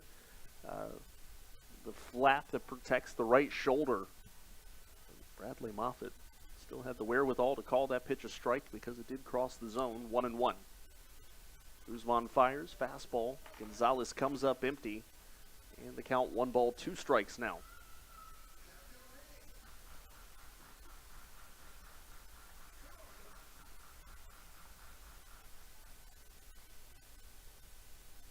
One, 2 on the way. Mike Delino waits in the on-deck circle.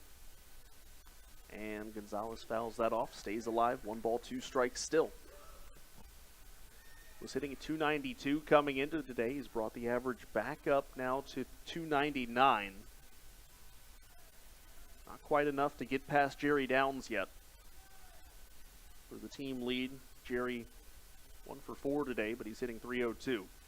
Gonzalez waves at that off-speed pitch down and away. Strike 3. Genomes pitchers have retired 5 straight Rockers. We head to the top of the 8th inning. High Point leads it 8-3 on the Rockers Baseball Network.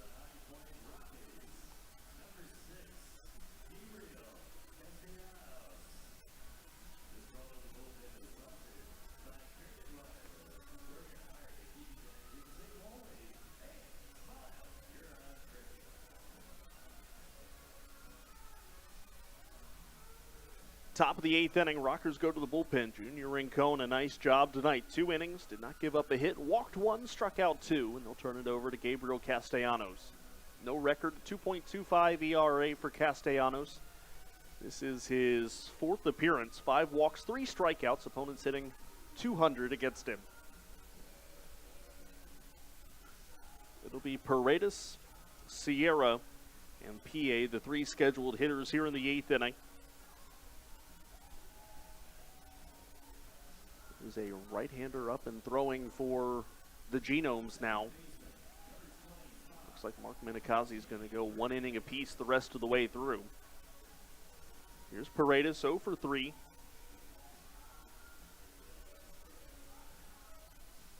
With the left-handed pitcher Castellanos, Paredes will flip over to the right-hand side. There's a fastball called strike to Paredes, and the count 0-1.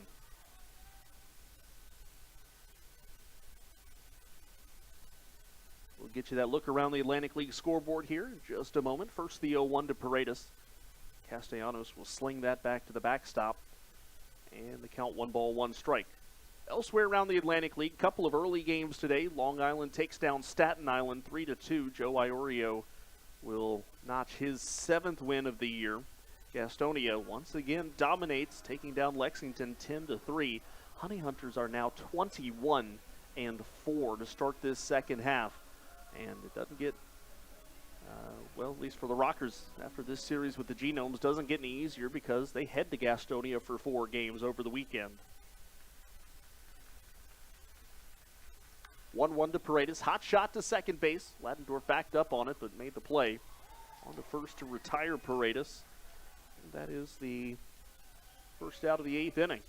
Elsewhere around the Atlantic League, Lancaster leads York right now. They're in the top of the 9th. It is 5-1 in favor of the Barnstormers.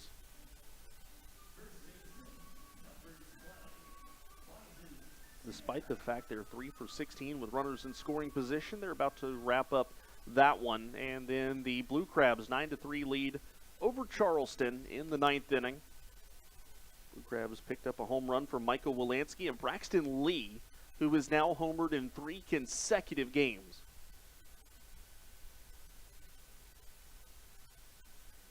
Here's the pitch. Fastball called strike to Moises Sierra. And the count 1-1 strike.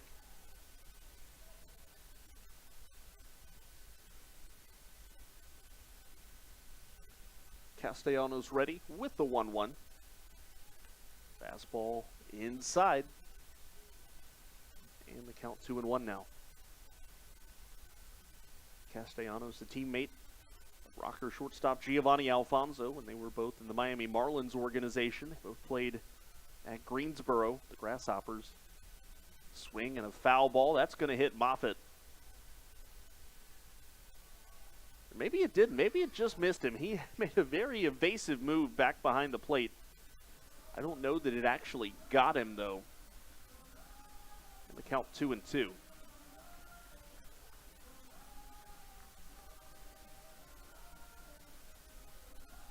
Moffitt did walk out a new baseball to Castellanos.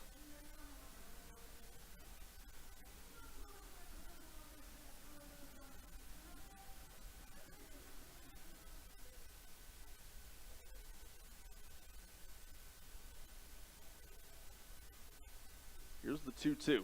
Castellanos fires. That's going to miss outside. Got away from Mike Galino, but no sense of urgency to go pick up that baseball with nobody on base. Again, nobody really does much with that, attempting to steal first, quote unquote. Of course, not really stealing first anymore, as you get credited with a base hit if you're successful. Here's the 3-2, grounded foul towards the Genome bullpen. And the count remains full.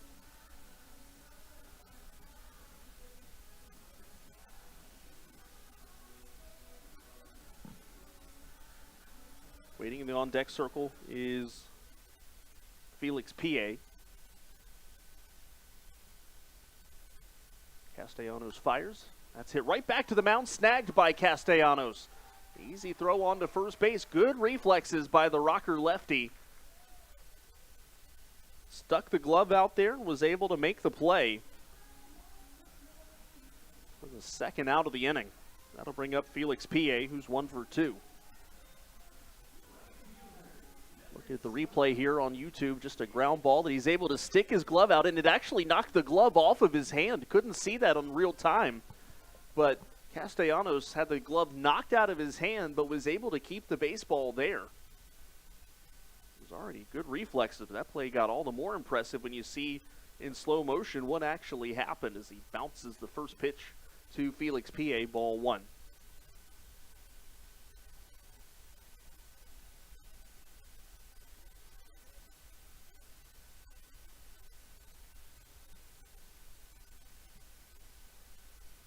Castellanos, 1-0. That's low, 2-0.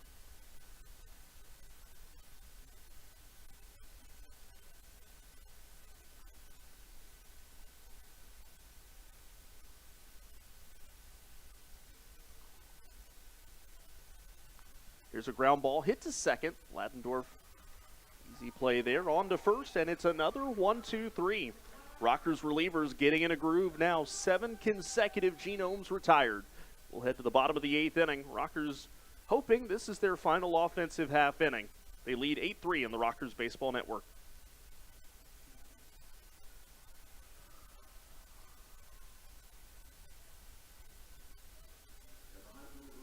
Hey Rockers fans, Brittany here. Thank you for joining us this week for yet another Rockers home series. Be sure to grab tickets for next week's home series as your Rockers will be taking on the Gastonia Honey Hunters all weekend long.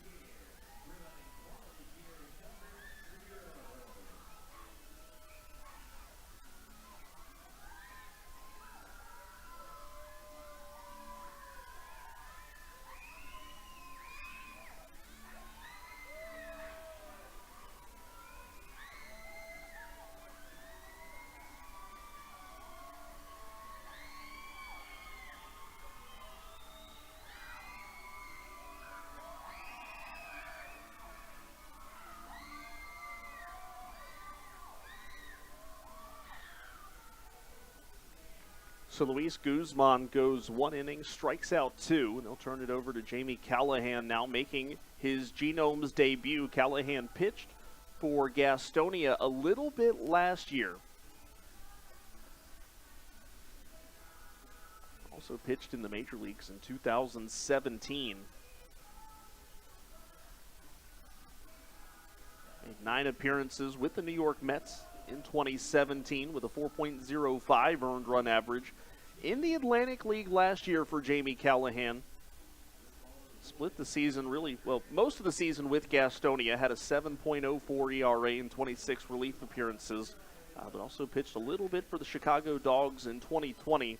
During that shortened season, a bunch of Atlantic League players went to the American Association as they were one of the few organizations that still had baseball that summer throughout the landscape of North America. Tyler Ladendorf was one of Callahan's teammates in Chicago that season. Rockers have the top of the lineup coming up here. Actually, it's 9-1-2, Galino, and then the top of the lineup, Russell and Aklinski here in the 8th inning. As Callahan will be the 5th pitcher used.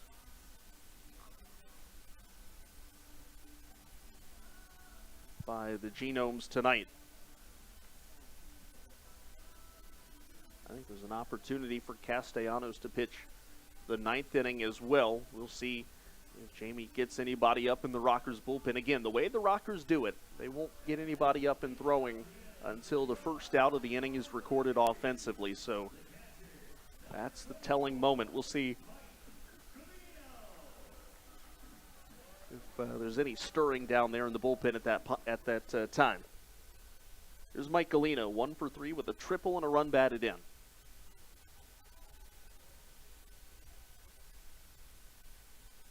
Callahan's first pitch, a fastball inside.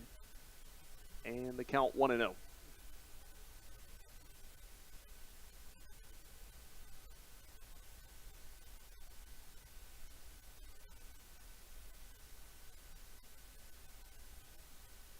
Galino swing and a miss, high fastball.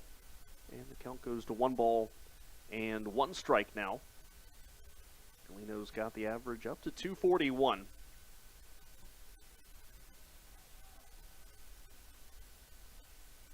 Callahan ready, 1-1 on the way as he's making his Atlantic League debut this season anyways, 2022 style. Galino grounds it to short. Melbauer will retire him easily. That's the first out. Brings up Michael Russell. 0 for 3 today, is also walked.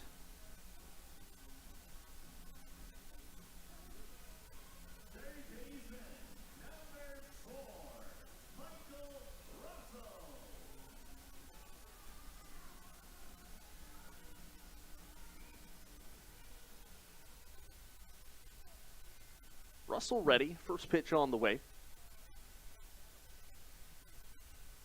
Callahan fires high and tight. Michael Russell has been backed off of the plate a couple of times tonight.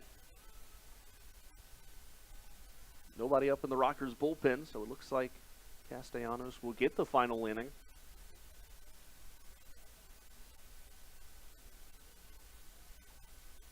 On the way to Russell. Curveball, that's going to catch the bottom of the zone and the count 1-1.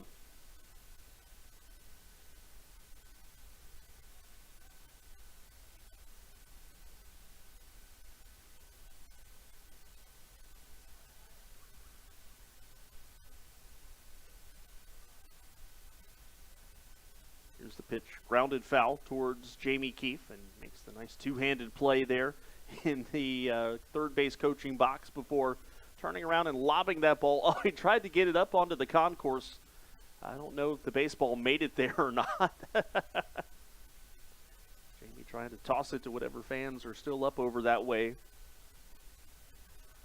Here's the 1-2. Popped up over my head. It'll go onto the concourse. Again, for a little bit of orienting yourself, if you will, I am staring directly down the third base line. That is what my seat, or what my view is. Here's the 1-2 to Russell. Curveball, fouled off. Russell battling here with Callahan, who, from what I can see, Jamie Callahan, the only player wearing a pink belt. Everybody else looks like they have a black one. Jamie Callahan, a very, very noticeable pink belt. Here's the 1-2. Russell, high fly ball, right center field. Felix P.A. is there, and that's out number 2. It's an 0 for 4 day for Russell. He did reach base, though. Every Rocker has done that. 2 outs for Ben Aklinski. 0 for 2 today with a couple of walks and a run scored.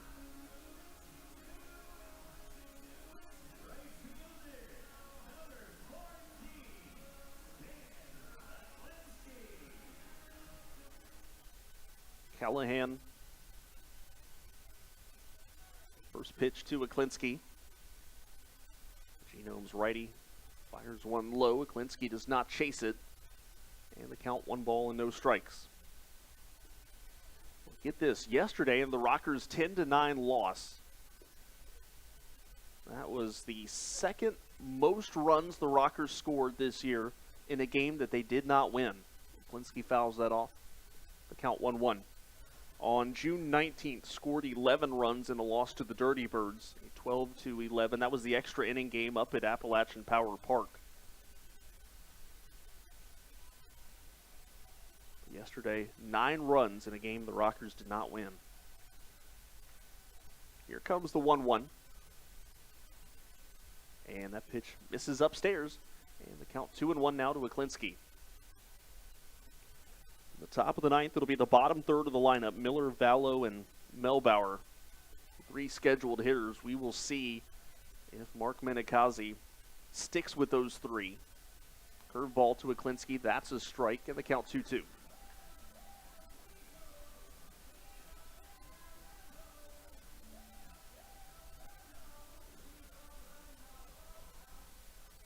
Jerry Downs waits in the on-deck circle. Cesar Trejo after him. Trejo may not get a chance to swing the lumber, though. Aklinski, though, lines this one into left field. That's going to get down a base hit. We'll see if Shaw's able to cut it off. Aklinski doesn't care. He's on his way to second. And it's a stand-up, 2-out double for Ben Aklinski here in the bottom of the 8th inning. His first hit of the game and the Rockers' 9th. That brings up Jerry Downs, 1 for 4 with a 2-run shot. It is 3 runs on 5 hits, no errors for the Genomes now. 8, 9, and 1, the line score for High Point. Check that, 8, 8, and 1.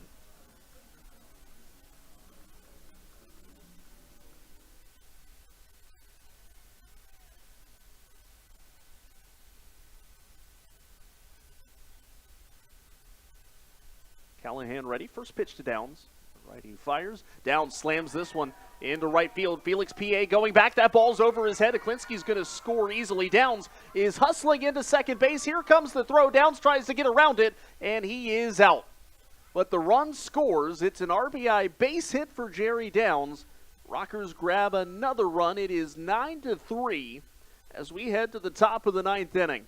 Rockers looking to grab a win from the Genomes and make it a tie once again for the wild card spot. Top of the 9th next on the Rockers Baseball Network.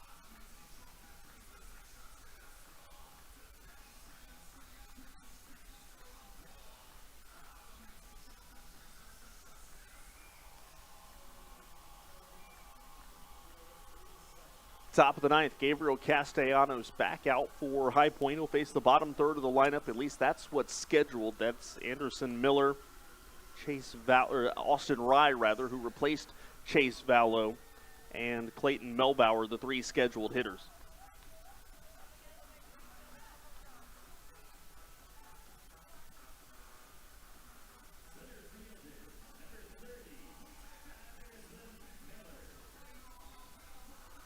Anderson Miller today 0 for 2, a sacrifice fly, and a couple of runs batted in. He's been productive even without registering a hit today. But the Rockers 3 outs away from evening up this series. Here comes the first pitch from Castellanos, and that one will drill Anderson Miller.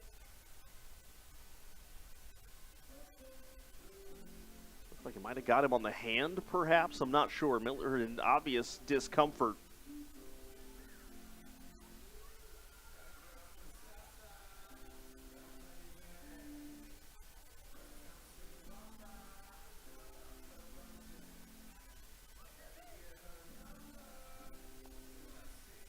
And it looks like they are going to... Yep, Miller's going to stay in the game.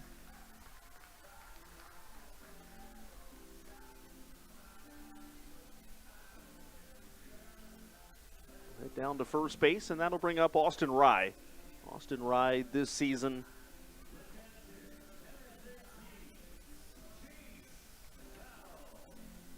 Austin Rye is hitting at 227, 6 home runs and 32 runs batted in.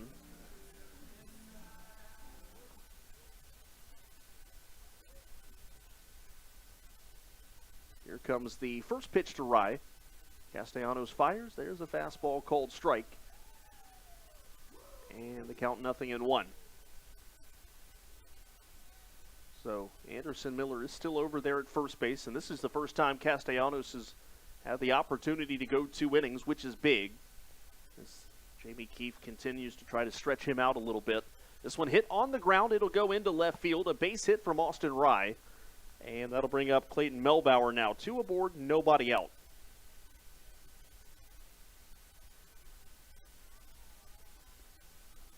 So that'll bring up the guy who is 1 for 2 today in Melbauer. Then you go to the top of the lineup and Luke Becker. Bottom of the lineup is getting to the Rockers a little bit here. Bottom third in the lineup yesterday scored 4 of the 10 runs.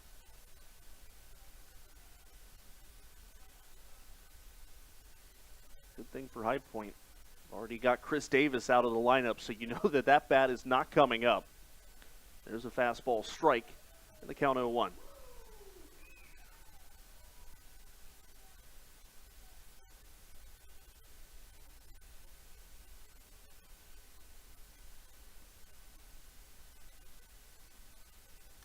Here's the pitch lined into left field, a base hit. Minikazi is going to wave Miller around. He will score. Throw comes into third. It is 9-4 now.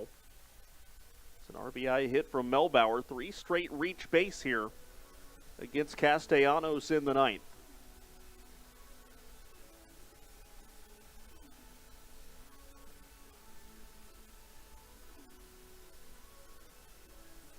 So go to the top of the lineup. Becker 0 for 4. We'll see if there's any action in the bullpen yet for High Point. There is not. Rockers lead by 5.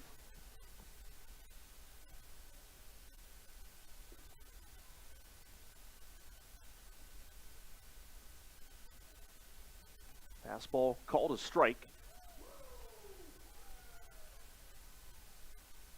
And the count 0-1. Now there's somebody getting up in the bullpen. That is Jonathan Crawford. Castellanos ready. 0-1 on the way. Swing and a miss. Becker swinging out of his shoes for a pitch down almost in the turf. And the count 0-2. And a baseball from Jonathan Crawford winds its way back to the backstop behind home plate.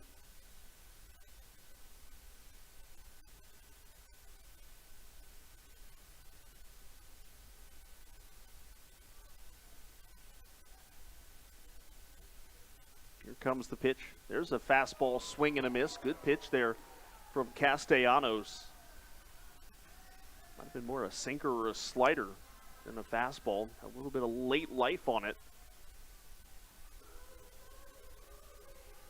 And that is the first out of the inning as Becker goes and sits down. That'll bring up Chris Shaw, 1 for 4. Had a couple of words for Junior Rincon after striking out earlier, and all of a sudden looked like some bank of lights flashed there for a moment. But everything back to normal now.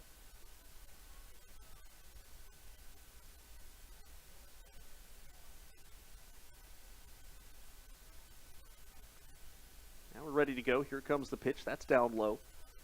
The count 1-0.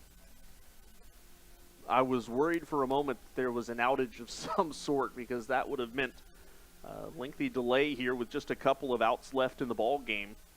But whatever it was, we're rolling once again. Here comes the 1-0 to Chris Shaw. Fastball called a strike. And the count 1-1.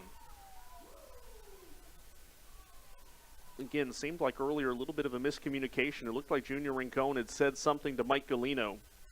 Chris Shaw thought that Rincon was talking to him and started jawing at Junior. Here's the 1-1. That's down and away. And the count 2-1. Chris Shaw is the hitter. The Rockers are employing that really over-the-top shift. 3 players on the right field side.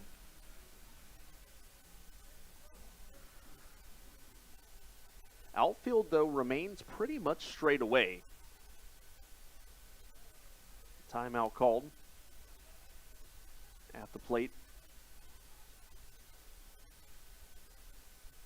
Well, thankfully, we're not going to hit the record for longest longest game in terms of time-wise. Here's the 2-1.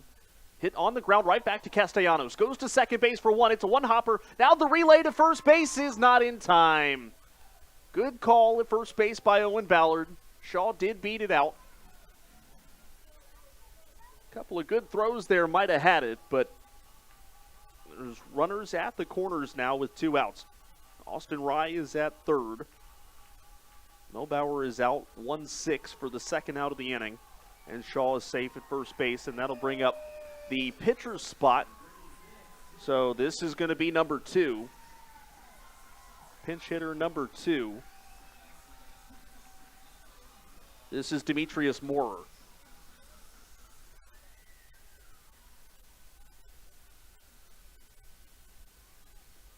First pitch to Moorer, fastball high.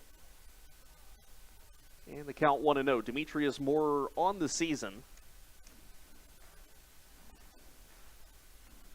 is hitting .238 with 1 home run and 13 runs batted in. Fastball strike, and the count 1-1. Rockers 1 out away from getting out of this one and evening up this series.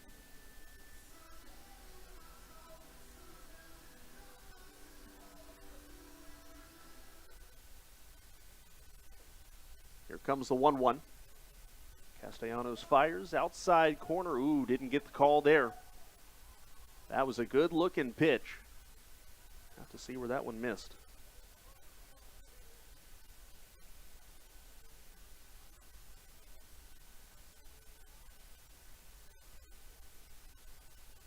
Two-one on the way. Castellanos fires. That's low, 3-1.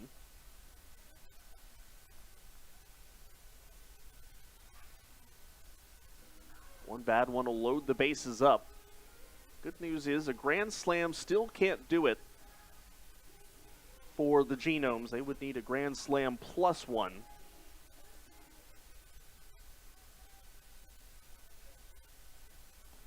There's a big swing and a miss. Count goes full.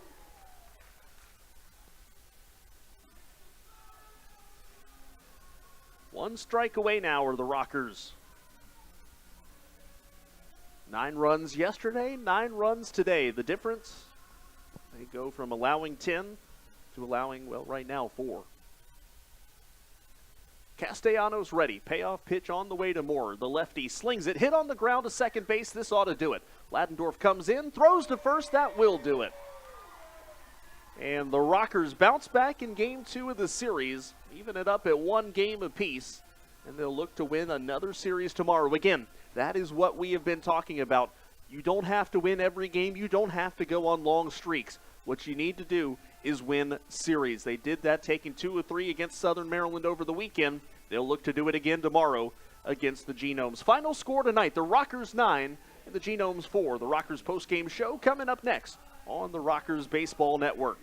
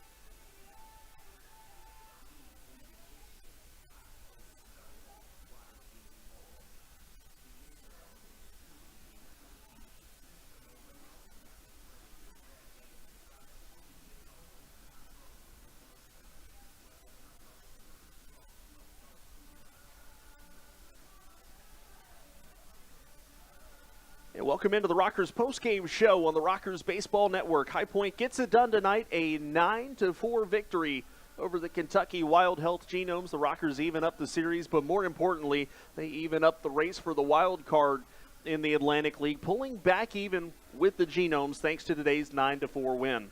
Now, the Rockers actually did not get on the board first today. It was an RBI ground out from Anderson Miller. That put the Genomes ahead 1-0, but the Rockers promptly would tie it up, though, on a RBI triple from Mike Galino in the bottom of the second to make it 1-1. Bottom of the third, the Rockers grabbed the lead and would not look back. An RBI triple from Logan Morrison made it 2-1. Ladendorf would double in another run, and Jay Gonzalez would double in a pair, all in the bottom of the third to make it 5-1 Rockers. Top of the fourth inning, Genomes would add a couple on a sac fly and a base hit to cut it to 5-3. But the Rockers weren't done yet. Bottom of the fourth, an RBI base hit from Giovanni Alfonso makes it 6-3. Then in the bottom of the sixth inning, with a runner aboard, Jerry Downs launched a home run, his 14th of the year. And Jerry would add another RBI a little bit later on, a base hit in the eighth inning to make it 9-3. Genomes would add one in the top of the ninth, but could pull no closer. Final line score today, 4 runs on 7 hits and no errors for the Genomes. The Rockers 9 runs on 9 hits and 1 error. Liam O'Sullivan notches his first win of the 2022 campaign. He improves to 1-3 on the year. Max Povsey takes the loss. He falls to 4-9. Time of game today is 3 hours and 24 minutes with an attendance of 1,550 tonight at the ballpark. Let's take a look around the Atlantic League one final time. Everybody is final. The 2 early games today, Long Island over Staten Island, 3-2. Gastonia over Lexington, 10-3. Lancaster defeats York, 5-3. And Southern Maryland takes down the Dirty Birds, 9-3. Something about 3s and 4s as losing scores here today. And, well, the streak of road teams winning all the games this series all across the Atlantic League ends today as 2 home teams win, Southern Maryland and High Point. Player of the game today, actually, there's a couple. First off, from an offensive standpoint, it's Jerry Downs, 3 for 5 today, or 2 for 5 rather, with a couple of RBIs and a home run. But also it's the Rockers bullpen for bouncing back today. Junior Rincon, 2 scoreless innings, and Gabriel Castellanos gave up 1 run in 2 innings, but after the Rockers bullpen struggled yesterday, this was good to see. Today they were able to come out and get the job done. So a big tip of the cap to the Rockers bullpen this evening. Well, we said it right before we went to break moments ago. The important thing for the Rockers right now, you've got to win series. It's not about going on a long winning streak, but you've got to be able to win series, and they'll go tomorrow sending Ivan Pinheiro to the mound, who will also be looking to take the single-season lead in victories for the Rockers with 5. He's got 4 right now. He's been one of the Rockers' best pitchers since joining the club a little over a month ago. So, Ivan Pinheiro will take the ball against Eli Villanueva. 6:35 first pitch. Rockers pregame show begins at 6 o'clock, and YouTube will join us a little bit shorter, or a little bit later on. Pregame show at 6 beginning at MixLR. And again, that's a free app, MixLR. Search High Point Rockers Baseball. Well, for High Point, again, offense has been doing good things for the last week, plus pitching looks like it's starting to come around too, and hopefully we can see a continuation of that tomorrow. One final time, the final score, the High Point Rockers 9, the Kentucky Wild Health Genomes 4. Big thank you to the Rockers control room and the camera operators for all their fantastic work, the Rockers media department as well for everything they do behind the scenes. And with that, I'm Kendrick Fruits wishing you a rocking good night. This has been a presentation of High Point Rockers Baseball on the Rockers Baseball Network.